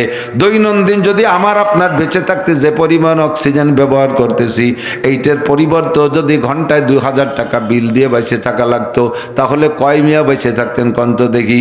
কোটি কোটি টাকার মালিক যারা, তারা হয়তো মাস 3 থাকতো, আর আমরা মাত্র আমরা পেটে থাকতে মরে যেতাম ভয়তে যে আমার আব্বা ভ্যান চালায়, বিলও দিতে পারবে না, খালি খালি ওই লাভ নাই, পেটেতে মরে যাই ভালো, আমরা জন্মই নিতে পারতাম না। আল্লাহ কো ওই টেনশন তোমার করা লাগবে না, তুমি বেরোয় এসো, বাড়ি চলে আসো, তোমার জন্য আমি অক্সিজেন ফ্রি করে দিছি। কন্যা সুবহানাল্লাহ। কোনটিকে তুমি বলিবে মিথ্যা? যে বিশ্বপতির দান। ফাবিআইয়ি আলাই রাব্বিকুমা তুকাজ্জিবান। আনারসের সিজনে স্বাস্থ্যসম্মত একটা ফল আনারস, আল্লাহ ওই সময় বানাই দিয়েছে। কাঁঠালের সময় কাঁঠাল হয়, সেই সময় শরীরের জন্য, স্বাস্থ্যের জন্য সম্মত কাঁঠালটা অত্যন্ত উপকারী। আল্লাহ সেই সিজনে কাঁঠাল দেন, আমের সিজনে আম দেন, ওই সময় আম খাইলে স্বাস্থ্যের সাথে খুব অ্যাডজাস্ট হয়। এই জন্য আল্লাহ সিজনালি ফল সিজনে দেন। এ সবই প্রমাণ করে আল্লাহ পাক রব্বুল আলামিন মানুষকে যে হাদ্য বানাইছে, এই মানুষকে ভালোবাসে, তার প্রমাণ। কথা কন ঠিক কি ঠিক না? এবার আল্লাহ পাক বলেন, দিন রাত ভরে সারা জীবন ভরে মাওলানা নাসির তুমি বলবা, আমার কুদরত বলে শেষ করতে পারবা না। লানাফিদাল বাহরু ক্বাবলা আন তানফাদা কালিমাতু রাব্বি ওয়ালাউ জিনা বিমিথলিহি মাদাদা। 7 সমুদ্র 13 নদী বলা হয়। সারা দুনিয়ার যত পানি আছে সব পানিকে কালি বানাই দেওয়া হবে, আর সারা দুনিয়ায় যত গাছ আছে কাইটে কাইটে কলম বানাবা, আর আর তোমরা 800 কোটি মানুষ জীবন ভরে আমার নিয়ামত রাজি লিখবা, তোমাদের হায়াত শেষ হয়ে যাবে, পানি ডবল করে দেওয়া হবে কালি বানাইয়া, আবার শেষ হবে, তারপরও তোমরা আমার নিয়ামত রাজি লিখে শেষ করতে পারবা না। ও বান্দা, এবার তোমাদের কাছে জিজ্ঞাসা করি, বলো তো এটা কি আমি তোমাদের ভালোবাসি তার প্রমাণ কিনা? একটু বলবেন না? আল্লাহ আমাদেরকে ভালোবাসে কিনা? আল্লাহ কয়, আরে কপাল পোড়া, আর একটু তাহলে ভালো করে বুঝে নে, স্বীকার করতে চাইছো না। আল্লাহু আকবার। আল্লাহ পাক বলেন, আমি এত নিয়ামত দিয়েছি, ইয়া আইয়ুহাল ইনসানু মা গররাকা বিরাব্বিকাল কারীম আল্লাযী খলাকাকা ফাসাওয়াকা, আল্লাযী খলাকাকা ফাসাওয়াকা ফাআদালাকা ফি আইয়ি সূরাতিন মা শাআ রাক্কাবাক। আমি তোরে হাত দিয়ে সুন্দর করে বানাইছি। হে মানুষ, তোর জন্য অসংখ্য নিয়ামত তৈরি করেছি, সম্মানী করেছি। দুনিয়ার সমস্ত সৃষ্টি তোর জন্য সৃষ্টি করেছি। হাজার হাজার নাফরমানি করিস, নামাজ পড়িস না বান্দা, আমি আল্লাহকে আল্লাহ বলে স্বীকার করিস না, সেজদায় যাস না, আমাকে একটা সেজদা দিস না। মুসলমানের সাথে তোরা মুসলমানরা দুর্গা পূজা, কালী পূজা, সরস্বতী পূজা, লক্ষ্মী পূজায় যাস। মুসলমানের বাচ্চা হইয়া কাশিয়ানির উলাকান্দি ঠাউর বাড়িও তোমরা যাও। জারি যাত্রা, করসা, গাজীর গান, গুণযাত্রা শোনো, বাউল ফাউলকে গান গাও আর তোমরা শোনো, ড্যাক্সার বক্স তোমরা বাজাও, মদ গাজা, আবা, ফেন্সিডিল তোমরা খাও, জেনা ব্যভিচার তোমরা করো, ব্যারাক অ্যাডামস, কারিতাস, বিয়ার দেবী, স্বনির্ভর, জাগরণী চক্র, যত সুদে সংস্থা আছে তার সাথে তোমরা সম্পর্ক রাখো। আমি আল্লাহর কাছে তোমরা প্রার্থনা করো না, আমার কাছে তোমরা আসো না, তারপরও আমি আল্লাহ পাক কোনো নিয়ামত তোমাদের থেকে বন্ধ করে দেই নেই। সিজন মতো বৃষ্টি হয়, দৈনন্দিন সূর্য ওঠে, চাঁদরা মাসে মাসে রদ বদল হয়, তোমাদের পায়ের নিচ থেকে জমিন কেড়ে নিয়ে যাই নেই, অক্সিজেন বন্ধ করে দেই নেই। তোমরা আমাকে আল্লাহ বলো না বিদায় তোমাদের খেতে উৎপাদন শক্তি আমি কমাই দেই নেই, ফসল টসল দিচ্ছি না তা না, সব কিছু আমি দিয়ে যাচ্ছি। এরপরে হাজারো নাফরমানি করো, সাবালেক থেকে নিয়ে পর্যন্ত যাদের বয়স হয়েছে, আমার সাথে একটু খেয়াল করেন, সাবালেক হওয়ার পর থেকে যে যতটুক বয়স পাইছেন, অ্যানিম্যান এভরিবডি আমি চ্যালেঞ্জ করে বলতে পারি, প্রত্যেকের জীবনে এমন এমন গোপন গোপন অন্যায় করা আছে, যেই গোপন অন্যায়গুলো নিকটতম বন্ধু যত ক্লোজ ফ্রেন্ড হোক না কেন তার কাছে বলা যায় না, ব্যক্ত করা যায় না। এমন এমন অন্যায় প্রত্যেকটা মানুষের জীবনে দুই একটা অ্যাক্সিডেন্ট আছে, যেই অন্যায়গুলো যদি সমাজে আল্লাহ প্রকাশ করে দিতেন, সমাজে মুখ নিয়ে রাস্তায় বের হইতে পারতাম না, হাটে বাজারে যাইতে পারতাম না, আমি এই স্টেজে সম্মানের সাথে আসতে পারতাম না, আমারে মানুষের জুতোয় দিয়ে পিটাইতো, লজ্জাবোধ করতো, ঘৃণা করতো। আমার আল্লাহর মহাগুণ সত্তার, আল্লাহ পাকের এক নাম হলো সত্তার। সত্তার মানে গোপনকারী। আমি আল্লাহ পাকের এত নিয়ামত ব্যবহার করে তার অসংখ্য নাফরমানি করি, তারপর আমার দোষগুলোকে আল্লাহ গোপন রাইখা সমাজ আমাকে মান সম্মানের সাথে ঘুরাইতেছে। এটা কি আল্লাহর ভালোবাসার প্রমাণ না? বলবেন না জি? এটা কি আল্লাহর ভালোবাসার প্রমাণ না? ও দোস্ত, এবার আল্লাহকে আমার ভালোবাসার প্রমাণ তুমি রাতভর দিনভর জীবন ভরে বললেও শেষ করতে পারবা না। আমি তোমারে ভালোবেসেই যাচ্ছি, ভেলে ভালোবেসেই যাব। এবার তুমি যদি আমাকে ভালোবাসো তাহলে দুইজনের ভালোবাসা মিল হবে। আর দুইজনের মধ্যে ভালোবাসার মিলের একটা স্থান আছে, একটা মুলতাকা কয় আরবিতে, অর্থাৎ মিলন স্থান। উভয়ের যদি ভালোবাসায় এক গতিতে আসে তাহলে ভালোবাসা জমে। একটা ছেলে একটা মেয়েকে ভালোবাসে ফোন করে, আর মেয়েটা তারে ভালোবাসে না বিদায় ফোনের উত্তর দেয় খারাপ। ও যখন ফোন করে আর সাথে সাথে কয়, এই অমুকের বাচ্চা অমুক, তুই আমারে ফোন না দিয়ে তোর মার সাথে ফোন করতে পারিস না। তো এইরকম যদি খ্যাকমারি পড়ে, তার সাথে কি পীড়িত হয় কোনোদিনও? প্রেম হবে কোনোদিনও? ইনি যা টোকা গেবে উনিও এত টোকা করবে। এই দুই পাশে এগোতে এগোতে দুইজন বাইটে পাড়া স্টেশনে যে সাক্ষাৎ করবে, এরপরে তারপরে যা হবার তাই হবে। ভালোবাসা দুই প্রকার, বৈধ ভালোবাসা, অবৈধ ভালোবাসা। উভয় ভালোবাসার একটা রেজাল্ট আছে, একটা ফলাফল আছে। আল্লাহ পাক বলেন, আমার সাথে বান্দার যে ভালোবাসা এটা হবে বৈধ ভালোবাসা, এইটা হবে বৈধ ভালোবাসা। এ জায়গায় একটা বিস্ফোরণ আছে, একটা রেজাল্ট আছে। ওই রেজাল্টটা যদি পাইতে চাও বান্দা, তাহলে তুমি আমাকে ভালোবাসতে হবে। এবার আল্লাহ পাক নবী পাককে বলছেন, দোস্ত তুমি যাও, ময়দানে যাও, যাও মালা মাদ্রাসায় যাও, যাও তুমি বারুইপাড়া মাদ্রাসার লোকজন আছে ওদের কাছে জিজ্ঞাসা করো। নবী পাকের আশাআশি শেষ, নবী চলে গেছেন। এবার ইন্নাল উলামা ওয়ারাসাতুল আম্বিয়া, উলামায়ে কেরাম নবীদের ওয়ারিস, সেই হিসেবে আমার ভাগে একটু আসছে নবীর পক্ষ থেকে আপনার কাছে জিজ্ঞাসা করার জন্য। আল্লাহ পাক বলেন, কুল, হে নাসির তুমি বলো, জিজ্ঞাসা করো তাদের কাছে, ইন কুনতুম তুহিব্বুনাল্লাহ, আল্লাহ তো তোমার সব ভালোবাসা ঢেলে দিয়েছে, তুমি কি আল্লাহকে ভালোবাসতে চাও? আমি আপনাদের কাছে আল্লাহর পক্ষ থেকে জিজ্ঞাসা করি, দুইজনের আপনাদের ভালোবাসার মাথায় যে যে রিজাল্ট, ওই রিজাল্ট অত্যন্ত অনুকূল হবে। রিজাল্ট আমার আপনার পজিটিভ হবে। সেই পজিটিভ রিজাল্ট যদি পাইতে চান, আল্লাহ আপনাদের কাছে জিজ্ঞাসা করে আমাদের মাধ্যমে, আপনারা কি আল্লাহকে ভালোবাসতে চান? জোরে বলেন চান? কারা কারা ভালোবাসতে চান একটু আল্লাহকে হাত দেখাবেন। আল্লাহ তুমি হাতগুলোকে কবুল করো, এরা তোমাকে ভালোবাসতে চায়। তোমার যা ফলাফল, তোমার যা প্রতিদান, তা তুমি সকলকে দান করো, বলেন আমিন। মাশাআল্লাহ, হাত নামান। এবার আল্লাহ পাক বলেন, তুমি যদি আমাকে ভালোবাসতে চাও তাহলে একটা সিস্টেম আছে, সিস্টেমের ব্যতিক্রম ভালোবাসতে ভালোবাসা হবে না। সিস্টেম কি? আপনি যদি ভালোবাসার নিয়ম না জানেন তাহলে ভালোবাসতে যায় গলা চিবে মারবেন, ভালোবাসতে যে গলা চিবে মারবেন। হিন্দুরা আল্লাহকে বিশ্বাস করে সৃষ্টিকর্তা একজন, কিন্তু ভালোবাসার নিয়ম জানে না। নিয়ম না জানার কারণে তারা বিভিন্নভাবে ভালোবাসে। বাঘ একটা বানায় মনে করে মাটি দিয়ে, বাঘ একটা বানায় মনে করে এইটের মধ্যে ভগবান, তাই আল্লাহরে বাঘের রূপ দিয়ে তারে পুজো করে। বা সিংহ একটা বানায় মনে করে এইরকম মনে হয় ভগবান, তাই তারে পূজা করে। আস্তে আস্তে নামাইতে নামাইতে একটা শুয়োর, কুত্তো, সুসো, ইন্দুর, বান্দর এই বানায় বানায় আল্লাহরে পুজো করে। আল্লাহকে ভালোবাসার নিয়ম জানো না বিদায় আমারে শিয়াল, কুত্তো, শিয়াল, সুসো, মুসো পর্যন্ত বানাই ফেলাইতেছো। বাউল ফাউল পাল্টি আল্লাহরে ভালোবাসে, ভালোবাসতে যে উল্টো পাল্টা কথা কয়ে তারা বেঈমান হয়ে যাচ্ছে। অনেক মানুষ আছে বাবার দরবারে, খাজার দরবারে, ভণ্ড পীরের দরবারে যায়, কিন্তু সে আল্লাহকেই পাইতে যায়, আল্লাহকেই পাইতে যায়। সে জায়গা আসলে নিয়মতান্ত্রিক ভাবে যাইতেছে না, বিদায় আল্লাহকে ভালোবাসতে পারতেছে না, আল্লাহর ভালোবাসা পাইতেছে না। তাহলে আল্লাহকে ভালোবাসার নিয়ম কি একটু বলে দেন। আল্লাহই বলে দিয়েছেন, হে নবী আপনি বলেন, তুহিব্বু ইন কুনতুম তুহিব্বুনাল্লাহ ফাত্তাবিউনি। আমার দিক যুবক, আমার দিক যুবক, আমার দিক তাকাও শোনা। আমি বুড়োদের রস বাদ দিছি, বুড়োরা এমনি মুনিশি হয়ে গেছে, চোখের পাওয়ার কমে গেছে। আগে দিনের বেলা তারা দেখতো, এখন রাতের বেলাও চাঁদা দেখে না। আগে দিনের বেলা তারকা দেখতো, এখন চোখের পাওয়ার শেষ হয়ে গেছে। খালি শোয়ে পায়খানার দরজাও খুঁজে পায় না, বিছেন ভরে মারিয়ে দেয়। কাজেই অনাসে দুর্বল হয়ে আল্লাহমুখী হয়েছে। আগে লোহা খালিও হজম হয়ে যেত, এখন সাদা যাও খালিও পেটের মধ্যে যে আটায় না, যেমন খাই ওই বেসতে ফল ফল করে সেরম বারোয় চলে যায়। কাজেই বুড়ো ঠ্যাং একখান কবরে চলে গেছে, শাখা একটা পাংচার হয়ে গেছে, দাইঠে বুড়ো আল্লাহওয়ালা হয়ে গেছে। এই জন্য বুড়ো গেওয়াজ আমি কোনো দিন করি না। যুবকরা তোমরা যারা আসো তোমাদেরকে নিয়ে আমি এক ঝাঁক যুবককে আর সে আজিমের নিচে বসায় দেব। নবী পাক তোমার মুখে হাউজে কাউসার পান করায় দিবে। আল্লাহ পাক রব্বুল আলামিন তার কুদরতি হাত দিয়ে তোমার মুখে উঠাইয়া 500 বছর খানা খাওয়াবে। সব যুবকরা, সব যুবকরা, আল্লাহর কসম একজন বুড়ো মানুষও ভেসতে যাবে না। বুড়োকে কান্দে কাটে লাভ নাই, বুড়োরা সব মার খেয়ে গেছে। খুশির বিষয় হলো বুড়ো টের পাইছে, টের পেয়ে গেছে, হিসেব আছে আমরাও জুয়ন হয়ে যাবো।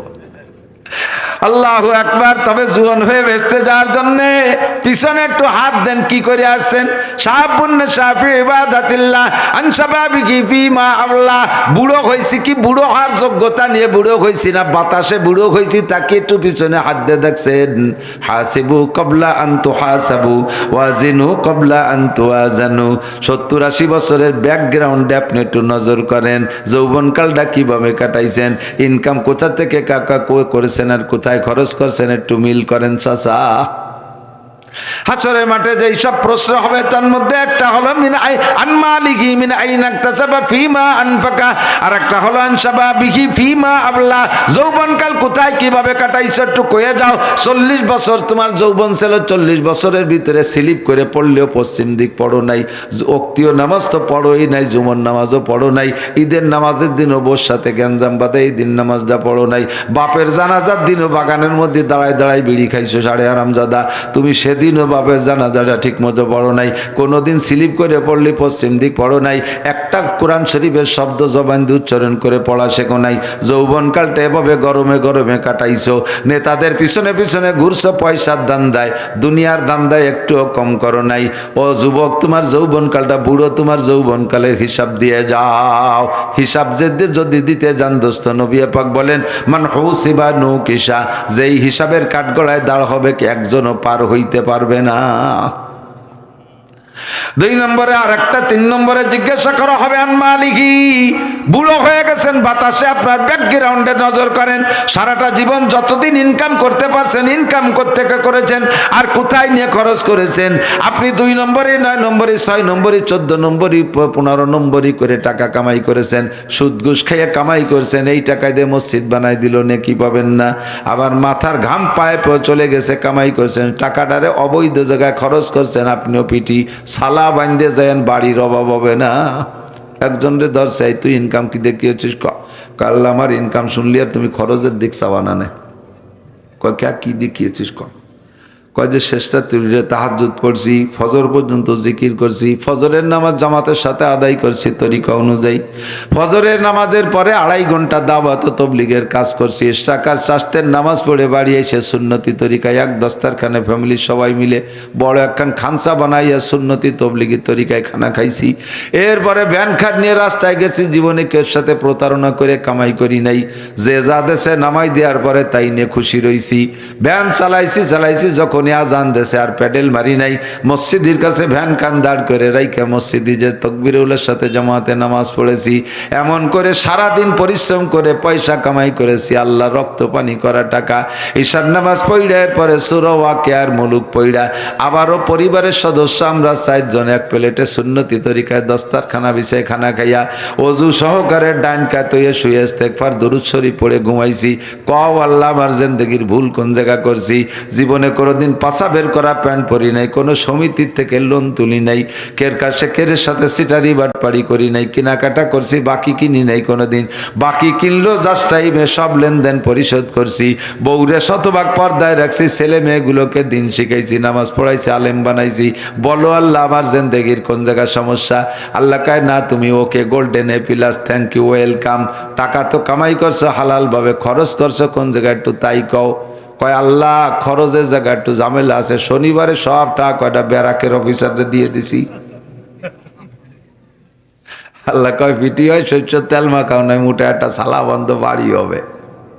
কামাই করছো ভালো, খরচটা ভালো করো নাই, সুদে সমিতির থেকে লোন তুইলা সেই লোন পরিশোধ করছো, হালাল কামাই কইরা এটাও অন্যায় করেছো। তুই তোর কি জিন্দেগি পয়সা করির কি যে কি হচ্ছিস? কয় আল্লাহ, আমার খরচটা শুনলি তুমি থামিয়ে যাবো, আমার ইনকামের দিকে তুমি নজরই করতে সুযোগ পাবা না। দেই কি দিয়ে কি খরচ করছিস? কয় আল্লাহ, আমি জীবনে 1 টাকারও জাকাত বাকি রাখি না, একেবারে 140, 40 ভাগের 1 ভাগ পাই টু পাই হিসেব করে জাকাত দিছি। প্রত্যেক বছর কুরবানির সময় সবচেয়ে বড় দুধে গরু বাজারের থেকে 10 লাখ টাকা দিয়ে কিনে কুরবানি কইরা মাত্র 5 কেজি আমার 1 ওক্তের গোশত রাইখা সব গ্রাম ভরে গরিব গুরাবাদের মধ্যে বন্টন করে দিছি। আল্লাহ কয় ওয়েলকাম। সদকা দিছি, ফেতরা দিছি, আশেপাশের মসজিদ মাদ্রাসায় সবচেয়ে বড় দান আমি করেছি, কোনো দিন প্রকাশ হইতে দেই নেই, গোপনে গোপনে দিয়েছি বেশি। আমার টাকা দিয়ে প্রায় 50 জনের তবলিগ করাইছি, 4 জনরে আমি বিদেশ সফরে পাঠাইছি তবলিগের জন্য। কও আল্লাহ, কাজগুলো কেমন? কয় কথি থাক দেই, শেষে চল। তারপরে কি করছিস? কয় আল্লাহ, কত যে গরিব মানুষের মাইয়ে বিয়ে দিছে আমার টাকা দিয়ে। কয় সুন্দর কাজ করছো। তারপরে কি করছো? কয় 50টা উমরা করছি, 10টা হজ করছি, থ্যাংক ইউ, ওয়েলকাম। তারপরে কি করছো? কয় শেষবার যে হজে গেলাম, যাইয়ে দেখি কাবা ঘরের গিলাপ পাল্টাচ্ছে, সে জায়গায় অনেক টাকা লাগবে, আমার কাছে চাই নেই, তবু সুযোগ পেয়ে 10 লাখ টাকা তাতেও দিয়ে দিছি। আল্লাহ কয় তুমি যে এত মোটা খরচ করলে, এই টাকাগুলো পাইলে কোন জায়গায় কৃষি চাকরি করতে? কয় চাকরিটার নাম শোনার দরকার নেই, ওই ছেলে একটা সালে 1085 টাকা বেতন পাতাম, তো 50,000 টাকা বেতন পেয়ে তুমি এত টাকা খরচ করতে, টাকা পাইলে কোন জায়গায়? আলাদা কোনো অ্যাকাউন্টে কি আসমান থেকে তোমার ওই অ্যাকাউন্টের মধ্যে টাকা ঢুকছে? কি দেখিয়েছিস? কয় ছেলে একটা মুসাফা টুসাফা করে একটু কিছু হতো আর কি, একটা কিছু সেটেলমেন্টে চাকরি করছি, অমুক অমুক জায়গায় চাকরি করছি। আল্লাহ কয় ফিটি সালা বান্ধ, তোমার কাছ থেকে আমি এই টাকা চাই নাই, আমার কাবার গিলাপ দেওয়ার জন্য তোর ঘুষ খাওয়া টাকা দরকার নাই, তোর সুদে টাকা দিয়ে আমার মসজিদ কেন বানাইছিস, মাদ্রাসা কেন বানাইছিস, এত মানুষের তবলিগি কেন পাঠাইছিস? সুদকর, ঘুষকর, বাটপার, ফাঁকিবাজ, লম্পট, লুচ্চ, টোন মারছিস, মন মারছিস, রাস্তা মারছিস, খাল মারছিস, বিজিএফ কার্ড মারছিস, পঙ্গু ভাতা, বয়স্ক ভাতা বেঁচে খাইয়া দেশের খাতার কারেন্টের খাম্বা খুম্ব তার মার শুদ্ধ খাইছিস, বিজিএফ কার্ড মারছিস, ব্রিজ কালবার সব মারিয়ে দূরে খাইয়া সেই টাকা দিয়ে হজ করতে আসিস, পুরো আরাফাতের ময়দানে গুড় গন্ধ হয়ে গেছে। তোর এই হারাম টাকার গন্ধে পুরো হজের এলাকা ধরে গন্ধ হয়ে গেছে। সুরা পিঠ টানার বাড়ি হবে খালি। 70-80 বছরের জীবনের হিসাব দেওয়া সম্ভব হবে না। কথা বলেন ঠিক কি ঠিক না? আনসাবাবিহি ফিমা আবলা, যৌবনকাল কিভাবে কাটাইলা? ও যুবক, তোমারে আমি সাইজ করার জন্য ধরছি, এদিকে আসো। যদি আল্লাহর ভালোবাসা পাইতে চাও, আল্লাহ তো ভালোবাসা দিয়েই রাখছে, এবার আল্লাহকে যদি ভালোবাসা তার থেকে একটা রেজাল্ট পাইতে চাও, তাহলে নবী পাক বলেন, আল্লাহর নবীকে আল্লাহ পাক বলতে বলছেন, তুমি বলে দাও, কুল ইন কুনতুম তুহিব্বুনাল্লাহ ফাত্তাবিউনি, আমি নবীর অনুসরণ অনুকরণ করো। কারণ নবীর অনুসরণ অনুকরণে কি হবে? হুজুর বলেন, মান আতানি ফাকাদ আতা আল্লাহ, যে আমার অনুসরণ অনুকরণ করলো সেজন্য আল্লাহরই অনুসরণ অনুকরণ করলো, যে আমার অনুসরণ অনুকরণ করলো সেজন্য আল্লাহরই অনুসরণ অনুকরণ করলো। ওমান আসানি ফাকাদ আসাল্লাহ, যে আমার সাথে নাফরমানি করলো সে আল্লাহর সাথে নাফরমানি করলো, যে আমার সাথে অনুসরণ করলো তার অনুসরণের পদ্ধতি কি? হুজুর বলেন, মান আহাব্বা সুন্নতি ফাকাদ আহাব্বানি, যে আমার সুন্নতকে মহব্বত করলো সেজন্য আমি রসুলকে মহব্বত করলো। এদিক যে আমার সুন্নতকে মহব্বত করলো সে আমি নবীকে মহব্বত করলো। ওমান আহাব্বানি কাদা মাই ফিল জান্নাহ, আর যে আমাকে মহব্বত করবে আর সেজন্য আল্লাহকে মহব্বত করলো, আর যে আল্লাহকে মহব্বত করলো আল্লাহ পাক তারে মহব্বত করে বসে আছে। এবার রেজাল্ট আউট হয়, শুনে দেখেন, এদিক তাকান, খেয়াল করেন, এবার রেজাল্ট কি আউট হবে? আল্লাহ পাক রব্বুল আলামিন বলেন, আমি তোমারে ভালোবাসি, তুমি যদি ওই পদ্ধতিতে আমাকে ভালোবাসো তাহলে 1 নম্বর পুরস্কার হলো ইয়াগফির লাকুম ইউহিব্বুকুমুল্লাহ, আল্লাহ পাক তোমারে পরিপূর্ণ ভালোবাসবেন। ওয়া ইয়াগফির লাকুম যুনুবাকুম, তোমার জীবনে যত প্রকার গুনাহ করেছো, যত প্রকার গুনাহ করেছো, গুনার কত রকমারি আছে, যার যারটা সেই জানেন। কুল্লু সাহিবুল বাইতে আদরা বিমা ফিহে, এক একজন এক এক ক্যাটাগরির গুনাহগার। আমি এক পদ্ধতিতে গুনাহ করি, সেটা আপনি জানেন না, আপনারটা আপনি করেন আমি জানি না। প্রত্যেকের ভিতরে দুনিয়ায় যত প্রকার গুনাহ আছে কম বেশ আমাদের সকলের মধ্যে কিছু না কিছু আছে।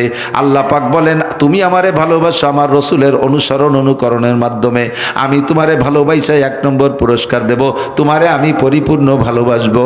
আর 2 নম্বর হলো ইয়াগফির লাকুম যুনুবাকুম, জীবনে যত গুনাহ করেছো, গুনার সংখ্যা যদি হয় কাদাদি আওরাকিল আসজার, পৃথিবীতে যত গাছ আছে এতে যত পাতা আছে গুনে সারা যাবে। কথা কন, যত গাছ আছে তাতে যত পাতা আছে, এত যদি তোমাদের একজনের গুনাহ হয় কাদাদি রমালিল আদ, পৃথিবীতে যত বালুকণা আছে এত সংখ্যা যদি একজনের গুনাহ হয়। এরপরে নবী বলেন কাজাবাদিল বাহার, দুনিয়ায় যত পানি আছে পানিতে যত কণা আছে এত সংখ্যা যদি একজনের গুনাহ হয়। বরঞ্চ 3টে মিলে যত সংখ্যা হবে, গতানুগতিক ভাবে শুনেন না, 3টে মিলে যত হবে এত যদি একজনের আমলনামায় গুনাহ হয়, আল্লাহ পাক রব্বুল আলামিন বলেন ফাউলাইকা ইউবাদদিলুল্লাহু সাইয়্যাতিহিম হাসানাত, সমস্ত গুনাহ মাফ করে দে, সমস্ত গুনাহ সংখ্যা পরিমাণ সমপরিমাণ নেকি দিয়ে তোমার আমলনামাকে আমি আল্লাহ ভরপুর করে দেব। এটা হলো আমার আর তোমার ভালোবাসার লাস্ট রেজাল্ট। 1 নম্বরে তোমাকে ভালোবাসবো, 2 নম্বরে সমস্ত গুনাহ মাফ করে দেব, 3 নম্বরে গুনাহ সংখ্যা পরিমাণ নেকিও দিয়ে দেব। শর্ত হলো ইযাফ লাহুল আযাবু ইয়াউমাল কিয়ামাতি ওয়া ইয়াকলুদ ফীহি মুহানা ইল্লা মান তাবা ওয়া আমানা। আরে যারা বড় বড় গুনাহগার তাদের জন্য রয়েছে জান্নাত, তাদের জন্য রয়েছে জাহান্নাম। জাহান্নামের মধ্যে অনাদি অনন্তকাল থাকবা। শুধুমাত্র জাহান্নাম থেকে বের হওয়ার জন্য একটা মাত্র পথ, যুবক মনে রাখো, ইল্লা মান তাবা ওয়া আমানা। আগে হলো ইস্তেগফার, গুনাহকে স্মরণ করে তুমি আল্লাহর কাছে ক্ষমা চাও। আল্লাহ, জীবনে বহু জিনা করেছি, একবার জিনা করার কারণে এত বছর জাহান্নাম, আমি বহুবার করেছি, আল্লাহ আমি ক্ষমা চাই। ও আল্লাহ, একবার দাড়ি কাটলে মুখে দাড়ি সংখ্যা পরিমাণ কবিরা গুনাহ হয়। মুখে যদি 1000 দাড়ি থাকে, একবার কাটলে 1000 কবিরা গুনাহ। আর এই 1000 কবিরা গুনাহ প্রত্যেক 5 মিনিট অন্তর অন্তর একবার লেখা হইতে আছে। যতদিন পর্যন্ত দাড়ি কাটার থেকে তওবা করে জাগায় না আসবেন, অতদিন পর্যন্ত দাড়ি কাটা অবস্থায় ঘুমোই থাকবেন। প্রত্যেক 5 মিনিট অন্তর একবার দাড়ি কাটার গুনাহ। নামাজ পড়তেছেন, নামাজের মধ্যেও 5 মিনিট অন্তর একবার দাড়ি কাটার গুনাহ। হজে তওয়াফ করতেছেন, তওয়াফের ভিতরে প্রত্যেক 5 মিনিট অন্তর একবার কবিরা গুনাহ, একবার করে দাড়ি সংখ্যা পরিমাণ গুনাহ। আপনি তিলাওয়াত করতেছেন কোরআন, তার মধ্যেও দাড়ি কাটার সংখ্যা পরিমাণ কবিরা গুনাহ। ঘুমিয়ে আছেন, সজাগ আছেন, উঠতেছেন, চলতেছেন, বলতেছেন, বসতেছেন, এত কবিরা গুনাহ নিয়ে আল্লাহর সামনে কিভাবে যাবেন? এর থেকে আপনাকে ফিরে আসতে হলে, এই গুনাহ থেকে বাঁচতে হলে, জাহান্নাম থেকে বাঁচতে হলে এক্ষুনি আপনাকে তওবা করতে হবে। আজকে রাত্রে বিছানায় যে ঘুমাবেন, ঘুমের সময় কি দোয়া পড়বেন? ঘুমের দোয়া পড়েন কি পড়েন না জানি না, নাকি মমতাজ মনির খান আলমগীরের গানের খিল কানের মধ্যে লাগাই দিয়ে গান শুনতে শুনতে ঘুমাও যুবক। যদি ওই অবস্থায় ঘুমাও, গান শুনতে শুনতে কানের মধ্যে ইয়ারফোন লাগাই দিয়ে গান শুনতে শুনতে ঘুমাও, ওই ঘুমের মধ্যে যদি তোমার মরণ হয়, আল্লাহর কসম তুমি জাহান্নামী, আল্লাহর কসম তোমার ইমানি মৌত নসিব হবে না। কানের থেকে ওইটা খোলো, অন্তর থেকে 3 বার পড়ো আস্তাগফিরুল্লাহ আল্লাযী লা ইলাহা ইল্লা হুয়াল হাইয়ুল কাইয়্যুম ওয়া আতুবু ইলাইহি। শেষ ফিনিশিং বলো আল্লাহুম্মা বিসমিকা আমুতু ওয়া আহইয়া, আল্লাহ তোমারই নামে মরিতেছি, আল্লাহুম্মা বিসমিকা, আল্লাহ হে আল্লাহ তোমারই নামে, আমুতু মানে মরিতেছি, ওয়া আহইয়া বাঁচাইলে তোমারই নামে বাঁচবো, বাঁচলে তোমারই নামে বাঁচবো, আল্লাহ তোমার নামে মরিতেছি। আপনাদের আমাদের সকলের জানা আছে 2-4টা এমন অ্যাক্সিডেন্ট, এলাকায় অমক রাতের বেলা ঘুমাইলো আর ঘুম থেকে ওঠে নাই, ঘুমের মধ্যে মইরা গেছে। এমন মরণ 2-1টা জানেন কি জানেন না? এই মরণটা কি শুধু যে মরছে তারই জন্য খাস, না আমারও ভাগ্যে হতে পারে কি পারে না? আজকে রাত্রে যে বিছানায় ঘুমাবা যুবক, আল্লাহর কসম আল্লাহ বাঁচাইলে উঠবা, নইলে উঠতে পারবা না।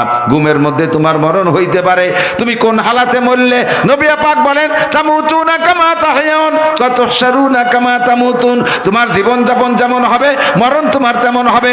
দাড়ি কাটা জীবন যাপন, মরণ হবে দাড়ি কাটা। ওয়া তুহশারুনা কামা তামুতুন, যে চেহারায় মরবা ওই চেহারায় উঠবা। তুমি কেমন প্যান্ট পরে ঘুমাইছো, জীবন যাপন তোমার যেমন পাশাবে বের করা প্যান্ট পরা, মরণটা যদি ওই প্যান্ট পরা অবস্থা হয়, তোমারে সাদা কাপড় পরা কবরে দিল, হাসরের মাঠে তুমি পাশা বের করা প্যান্ট পরে উঠবা। তুমি সুদখোর অবস্থায় জীবন যাপন চলতেছে, ওই অবস্থায় তোমার মরণ হবে, আর ওই সুদখোরদের কাতারে তুমি উঠবা। ঘুষখোর অবস্থায় জীবন যাপন, ওই হালাতে তোমার মরণ হবে, তওবা তুমি করো নাই, ওই হালাতে মরণ হবে। হাসরের মাঠে ঘুষখোরদের সাথে তুমি উঠবা। জিনা করার অভ্যাস তোমার, এখনো তওবা করো না, জিনার নেশায় আছো, জিনার ধান্দায় আছো, ওই অবস্থায় মরণ হইলে তুমি জিনাখোরদের কাতারে জাহান্নামে উঠবা। এ বেপরদা মহিলা, দিনের বেলা বেপরদা করো, পরপুরুষের সাথে দেখা সাক্ষাৎ করো, এই হালাতে তুমি তওবা করো নাই, আর খাস পর্দার মধ্যে যাও নাই। তুমি এখন মারা গেলে তোমাকে যদিও সাদা কাপড় পরা কবর দেয়া হবে, হাসরের মাঠে তুমি বেপরদা দাইয়ুস বেশ্যা মহিলাদের সাথে তুমি জাহান্নামে যাইবা, হাসরের মাঠে তুমি উঠবা। একটু চক্ষু বন্ধ করে কল্পনা করো বান্দা, কাল সকাল পর্যন্ত বাঁচবো কিনা তার কোনো গ্যারান্টি নাই। কাজে আজকে রাত্রে আমাকে তওবা করতে হবে। আল্লাহ পাক বলেন ইল্লা মান তাবা, শুধুমাত্র যারা তওবা করে, ও আমানা, আর আল্লাহর প্রতি বিশ্বাস রাখে। কি বিশ্বাস? আল্লাহ আছে, জান্নাত আছে, জাহান্নাম আছে। জোরে বলেন আছে? আল্লাহ আছে, জান্নাত আছে, জাহান্নাম আছে, কবর আযাব আছে, মিজান আছে, হাসর হবে, পুলসিরাত আছে, আর হাউর গেলমান সবই আছে আখিরাতে। এগুলো সব আমাদের জন্য আল্লাহ বানায় রাখছে। এর নাম হলো ঈমান। ওয়া আমিলা আমালান সালিহা, আর বাকি জিন্দেগি নেক আমল করে প্রস্তুতি নেয়। সিস্টেমটা হলো নবী পাকের তরিকা অনুযায়ী। আমার নবী কিভাবে নামাজ পড়ছে, সল্লু কামা রাআইতুমুনি উসাল্লি, হুজুর বলেন আমাকে যেমন নামাজ পড়তে দেখো সেই রকম নামাজ পড়ো। নবীর নামাজের মতো নামাজ পড়ো, নবীর টুপির মতো টুপি পড়ো। টুপি ছাড়া নামাজ পড়লে নামাজ হয় কিন্তু দোস্ত সুন্নতের খেলাফ। আপনি কেন সুন্নতের খেলাফ করবেন? আপনার মাথায় টুপি দিতে এত খারাপ লাগে কেন? এত খারাপ লাগে কেন? পুলিশের চাকরি করে, কত বড় খরার মধ্যে গরমের মধ্যে মাথায় ক্যাপ পরে রাখা লাগে। সেনাবাহিনীর চাকরি করো, বেতন পাও কয় টাকা, তার জন্য তুমি শক্ত লোহার হেলমেট মাথায় পরে থাকতে পারো, এটা তোমার সহ্য হয়। নামাজের মধ্যে 10-15-20টা মিনিট মাত্র টুপি পরে থাকবা, তোমার মাথায় এত খারাপ লাগে কেন? নবীর টুপির মতো টুপি বানাও, নবীর পাগড়ির মতো পাগড়ি বানাও, নবীর মোষের মতো মোষ কাটো, নবীর দাড়ির মতো দাড়ি রাখো, নবীর পোশাকের মতো পোশাক বানাও। নবী মেসক করেছেন, নবী বিরাজ করেন নাই, নবীর দাঁতনের মতো দাঁতন করো। আরে নবীর খানা খাওয়ার মতো সুন্নতি তরিকায় দস্তারখানা বিছিয়ে খানায় খাও। নবী বলেন মান আতানি দাখালাল জান্নাহ ওয়া মান আসানি ফাকাদ আবা, যে আমার আদ্যপান্ত অনুসরণ করলো আমার সাথে জান্নাতে যাবে, আর যে যে লাইনে আমার সাথে খিলাফ করলো ওই লাইনে সে দেরি হইয়া যাইবে জান্নাতে যাইতে। প্রথম চান্সে আমার কাছ থেকে সুপারিশ পাইবা না। ভালোবাসার সিস্টেম কি? নবী আলাইহিস সালামের অনুসরণ আর অনুকরণ। কথা বলেন ঠিক কি ঠিক না? আজকে থেকে কি হাতে যে সব গুনাহ যার জানা আছে একটু তওবা করা কি যাবে? যাবে যাবে? তওবা মানে খালি আস্তাগফিরুল্লাহ না। অনেক আছে আস্তাগফিরুল্লাহ, আস্তাগফিরুল্লাহ একটা ফর্মালিটি। বাকি তওবা হলো অন্তরের সিদ্ধান্ত পরিবর্তন। বলেন, এক দারোগা আমার এক মুহাব্বতের এক দারোগা, আমি বেনাপোল গেছি মাহফিল করতে বেশ কয়েক বছর আগে, 7-8 বছর হবে সম্ভবত। সেই সময় কি কারণের জন্য আমলিক সরকার এই মাহফিলগুলোর পর খুব টর্চারিং করতেছিল। তা আমি বেনাপোল বর্ডারের কাছে গেছি, তো ওই ওসি সাহেব আমাকে এলাকার দারোগা, আমাকে এলাকার ওসি সাহেব ওই দারোগা সেকেন্ড অফিসারে পাঠাইছে, যান ওই মাহফিলটা বন্ধ করে দিয়ে আসেন।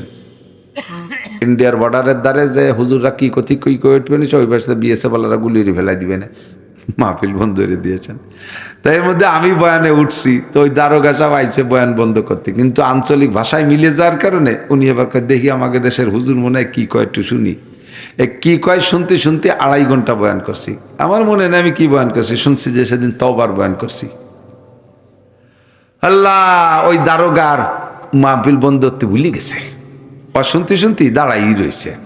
ওদিকে ওসি সাহেব ফোন দিয়েই যাচ্ছে, সে ফোন রিসিভ করাও ভুলে গেছে, মানে অজের মধ্যে ওই এমনভাবে ঢুকে গেছে কিচ্ছু মনে নেই।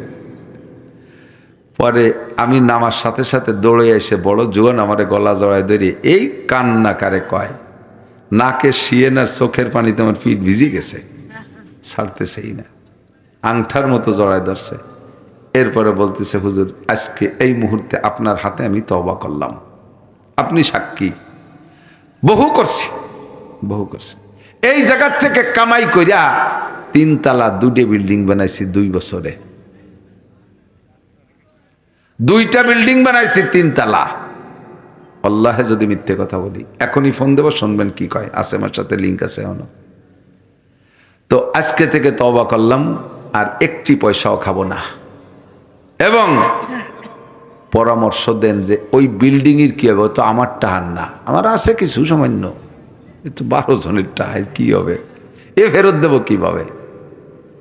তো কি বলবো, কত জায়গাতে টাকা খাইছে, কয় জায়গায় কারেন্টটা ফেরত দিতে কব। বললাম যে এই বিল্ডিং দুটো আপনি মাদ্রাসার নামে অক্ষ করে দেন, আর নিয়ত করেন যে আল্লাহ ফেরত দেওয়া তো সম্ভব না, খুচরো টাকা, এই বিল্ডিং এর মাদ্রাসার থেকে যা নেকি হবে, যাদের টাকা তাদের আমল নামায় চলে যাক, আমার ওর প্রতি কোনো দাবি নেই। আর তুমি আমারে বাঁচার একটা পথ করে দিও হাসরের মাঠে, এছাড়া আর কি বলবো। সেই থেকে সে দারোগা সাহেবের সিদ্ধান্ত, 1 ওয়াক্ত নামাজও কাজা করে নাই, একটা রাতে তাহাজ্জুদও কামাই নাই। এরপরে একদিন বলতেছে, হুজুর আজকে রাত্রে এক দল এসে আমার কাছে রাত্রে ঢুকছে, এসে বলতেছে, সে জানে তো যে আমি কায়দা মতো ঘুষখোর, একটা কেসে 8 লক্ষ টাকা আইনি আমারে একজন এএসআই সহ আসছে আমার কাছে, 8 লক্ষ টাকা নিয়ে। এএসআইয়ের ভিতরে একটু লোভ আসছে, কয় স্যার আর কোনো স্যার জানে না, আমি আর আপনি ধরি ফেলেন। তখন তুই ধরলি ধর, আর তুই ধরবি তো কাল সকালবেলা দেখবি যে তুই অ্যারেস্ট হয়ে গেছিস। এখন হাবিবকে, আরে নাম কই ফেলাইছি রে, দারোগার নাম হাবিব, দারোগা যা কইছি তা কইছি, সেটাই আর কি। তো এখন হাবিব রে 8 লক্ষ না 8 কোটি টাকা দিয়ে কিনতে পারবি না। তওবা করছি তো করছি। এরপরে সেই তওবার পর ঠিক থাকার জন্য দুডিয়ে আমল করে সে, যা আমাকে বলছে, কয় যে হুজুর আগে মোটা টাকা তো ধরতাম, খাইতাম, রাতের মধ্যে ঘুম হতো না, সকালবেলা উঠে 3-4 খান পত্রিকা কিনতাম যে কোন পত্রিকায় আমার নাম আইছে ঘুষখোর হিসেবে, পরাণ কাঁপতো সবসময়। আরে ঘুষ ছেড়ে দেওয়ার পরে আর পত্রিকাও কিনি না, এই শূন্য কোনো মতো খাবার দাবার নর্মাল খেয়ে দিয়ে শুয়ে পড়ার সাথে সাথে ঘুম এসে যায়, কারণ টেনশন না থাকলে তো ঘুমাবেই। এখন ওনার সিস্টেম কি, সকালবেলা আর রাতের বেলা মোমবাতি জ্বালায়, মোমবাতি জ্বালাইয়া সকালে যখন বের হয় তখন মোমবাতির সাথে হাতে স্যাক লাগাইতে কাছে নিয়ে যায়, যখন দেখি অসহ্য তখন হাত টান দেয়, বলি যে হাত, তুমি যদি দুনিয়ার এই মোমের আগুন সহ্য করতে না পারো, জাহান্নামের আগুনে সহ্য করতে পারবা না। কাজেই তুমি এই জাহান্নামের আগুন থেকে বাঁচতে হলে এই মোমের আগুনের থেকে শিক্ষা নাও। ওই জাহান্নামের আগুন তোমার গায়ে লাগবে যদি তুমি এই আগুনের কাজ করো, হারাম টাকা হাত দিয়ে ধরো। যেহেতু এই মোমের আগুন সহ্য করতে পারো না, কাজেই তুমি জাহান্নামের আগুনও পারবা না, এই জন্য হারাম টাকা হাত দেবা না। আত্মীয়ভাবে প্রশিক্ষণ দিই। ওদিকেও অনেক অন্যায় করেছি, এই জন্য জিব্বেরে মাঝে মাঝে ওই আগুন দিয়ে স্যাক দে, অজিব্বে পারবি, এর কাছে নিয়ে যখন পাইরি ওঠে না, সেই সময় জাকির দিয়ে কই যেহেতু এই আগুন খাতে পারবি না, ওই আগুনও পারবি না, এই জন্য এই ঘুষির টাওয়ার খাবি না, জিব্বেরে শিক্ষা দেই। মাঝে মাঝে শরম গারে স্যাক দেয় যে বহুত কাম করছো, এ যেহেতু পারবা না ও পারবা না, এই জন্য ফিরিয়ে এসো জাগাতে। ও দোস্ত, এর নাম তওবা। এর নাম কি? তওবা। এক ছোট্ট একটা কথা বলে দেয়, যুবকের দিক তাকান। তওবা করবেন, আপনার তওবা কবুল হয়েছে আর গুনাহ আপনার আল্লাহ মাফ করে দিয়েছে, এ বুঝবেন বুঝবেন বুঝবেন। এদিক তাকান, বোঝেন, মুরব্বীরাও বোঝেন। হাজ্জাজ ইবনে ইউসুফ নামে এক জালেম বাদশা ছিল, মুসলমান জাতে মুসলমান, কিন্তু জালেম বাদশা, মুসলমানদের পর বহুত জুলুম অত্যাচার করছে। ওই হাজ্জাজ ইবনে ইউসুফ গেছে হজে। আমাকে বাংলাদেশিও বহুত ঘুষখোররা হজ করছে না? হ্যাঁ, ফ্যামিলি সহ আস্ত বিমার একখান ভাড়া করে নিয়ে যাইয়ে ওই জায়গা হজ করে। বাংলাদেশের তে হজ করতে যায়, এর পাশে তো যা যা করি এতটা ফেলি কইতে গোষ্ঠী শুদ্ধ আস্ত বিমান নিয়ে যাতি যেভাবে টাকা পয়সা, আবার হজের তে এসে সেই তালি শুরু করে দেয়। এখানে নাম হলো আলহাজ। এর নাম কি? আলহাজের মানে জানেন, মানে আগেও আলডু হয়ে গেছে, হজের তে আইসেও আলডু হয়ে, এর নাম হলো আলহাজ। তো এইরকম আলহাজ হাজ্জাজ ইবনে ইউসুফ জালেম বাদশা কাবাঘরের পাশে তওব করতেছে, কাবাঘরের পাশে তওব করতেছে। এই তওবের মধ্যে দেখে এক অন্ধ লোক, সেও তওব করতেছে আর কাঁদতেছে, অন্ধ, বিশ্ব কান্দা। ওর সিল্লেবাল্লা কান্দার ঠেলায় এই হাজ্জাজ ইবনে ইউসুফ ওর পাশে দাঁড়াই ওর ডেকে কাছে নিয়েছে, আই একাদিশকা, একাদিশকা। এই যে লোক কাঁদতেছে সে হলো অন্ধ হাজি। ইকো বন্ধু আরো তো ইকো দিছে কে, এই যে ওয়াজের মাইক ইকো দেয়নি, গেল গানের মাইক ইকো দিতে, এই যে ওরা মানে থিয়েটার চলে গেছে গটি বাটি বেলাইতে। আরে যজ্ঞ আর সময় বেশি নাই। তো ওই ওরে ধরছে যে এই তুই কান্দিস কে, খেয়াল করতেছেন? সত্যি কি খেয়াল করতেছেন? হাজ্জাজ ইবনে ইউসুফ জালেম বাদশা তওবের ভিতরে অন্ধ হাজিরে দেখবে, এই তুই কান্দিস কেন? কয় কি হুজুর, আমি জন্ম অন্ধ, আমি যে মার পেটিতে জন্ম নিয়েছি আমার মারে আজও দেখতে পারলাম না, এরপরে বড় হয়েছে আব্বার তো দেখতে পারলাম না, এরপরে বড় হয়েছে আমি বিয়েও করছি, আমার বউটা কেমন তা দেখতে পারলাম না, আমার দুটো তিনটে ছেলে মেয়ে হয়েছে তাও আমি দেখতে পারলাম না, কিছু না দেখে কোনো দুঃখ নেই, আল্লাহর কোরআন দেখতে পারলাম না, এই দুঃখে কান্দি। আর আইসি হজ করতে আল্লাহর কাবাঘরটা কিরম চোখ দিয়ে দেখতে পারি না, এই চোখ দুটো যাতে আল্লাহ খুলে দেয় সেই জন্য আমি কাঁদতেছি, এই চোখের জন্য কাঁদতেছি, আল্লাহ যেন আমার চোখ খুলে দেয়, আমি যেন এগুলো দেখতে পারি। হাজ্জাজ ইবনে ইউসুফ কয় তওব করছিস? ওই সবুজ বাতিতে ঘুরিয়ে ওই জায়গা আসলে এক গুল্লি, এরকম 7 গুল্লির নাম এক তওব, 7 গুল্লির নাম এক তওব। তো উনি কাছে যে 3 গুল্লি দিছে আর 4টে বাহিয়েছে, তো আর 4 গুল্লির ভিতরে যদি 4টে তো বাহিয়েছে, 4টে দিলে এক তওব হবে, আর 4 গুল্লির ভিতরে যদি তুই কান্নাকাটি করে তোর আল্লাহর যে চোখ খোলাতে না পারিস, তাহলে এই সবুজ বাতির এনে তোর জবাই দেবো। আর হাজ্জাজ ইবনে ইউসুফ যা কয় তা করে, এটা কিন্তু জালেম বাদশা তো এরকম করেছে, বহুজন করছে। তুই জানিস আমি কে? আমি হাজ্জাজ ইবনে ইউসুফ। যদি আর 4 গুল্লির ভিতরে তোর চোখ খুলাইতে না পারিস আল্লাহকে দিয়ে কান্নাকাটি করে, তাহলে তোর এখানে জবাই দেব। এবার কন্ত কিরম কান্নাকারে কয়, ভয়তে পরাণ কাঁপতেছে, আর সর্বশেষ কান্না, এই কান্তি কান্তি কান্তি কান্তি লাস্টের 7ম তওব যখন হয়ে গেছে, সবুজ বাতির কাছে আইসা চোখ খুলে গেছে, চোখ খুলে গেছে। হাজ্জাজ ইবনে ইউসুফ এসে কয় কি খবর? কয় হুজুর এই ধ্যান আমার চোখ খুলছে। কয় বছর ধরে ঘুরিস আর কান্দিস? কয় অনেকবার আসছি ঘুরি আর কান্দি। কয় কান্দার মতো কান্দা ওই নেই, আজকের কাঁদছিস হলো জীবনের ভয়ে, মরণের ভয়ে কাঁদছিস, এইরকম কাদা যদি আগে কান্দি তাহলে অনেক আগেই ছুটে চোখ খুলে যাইত। তওবা করেন, আস্তাগফিরুল্লাহ পড়েন, আবারও সেই ঘুষ খান, আস্তাগফিরুল্লাহ পড়েন, আবারও জেনা খান, আস্তাগফিরুল্লাহ পড়েন, আবারও দাড়ি কাটেন, আস্তাগফিরুল্লাহ পড়েন, আবারও বেপরদা করেন, আস্তাগফিরুল্লাহ পড়েন, আবারও মাপে বেশি আনেন, মাপে কম দেন, দুধি পানি মিশান, আকাম সবই করতেছেন। ওই আস্তাগফিরুল্লাহ সেই আস্তাগফিরুল্লাহ না দুদু, ওই কানার আস্তাগফিরুল্লাহর মতো যদি আস্তাগফিরুল্লাহ হয়, তাহলে আপনি সব কিছু থেকে ফিরে আসতে পারবেন, সব কিছু আপনার খুলে যাবে। আজকে একটু প্রাণ খুলে যায়, সকাল পর্যন্ত বাঁচবো না, আমাকে তওবা করতেই হবে, আর সিদ্ধান্ত নিতে হবে আমিল আমালান সালিহা, নেকামল করার জন্য সিদ্ধান্ত। আজকে 1 নম্বর নেকামল 5 ওয়াক্ত নামাজ পড়বো ইনশাল্লাহ। করার জন্য কি পাকা চিনতে নেই, ইনশাল্লাহ করলেই না পড়লে অসুবিধা নেই, তা জানা আছে সবাই।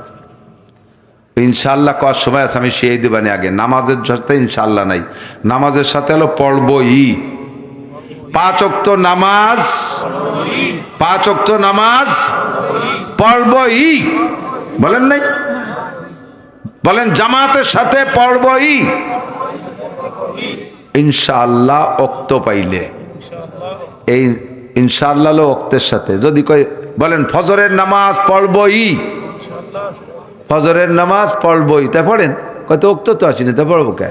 এই ওক্তর সাথে হলো ইনশাআল্লাহ, নামাজের সাথে কোনো ইনশাআল্লাহ নাই। রমজান মাসে রোজা রাখবই, রাখবেন না নাকি খাইয়ে গট গট করে ঘুরে বেড়াবেন?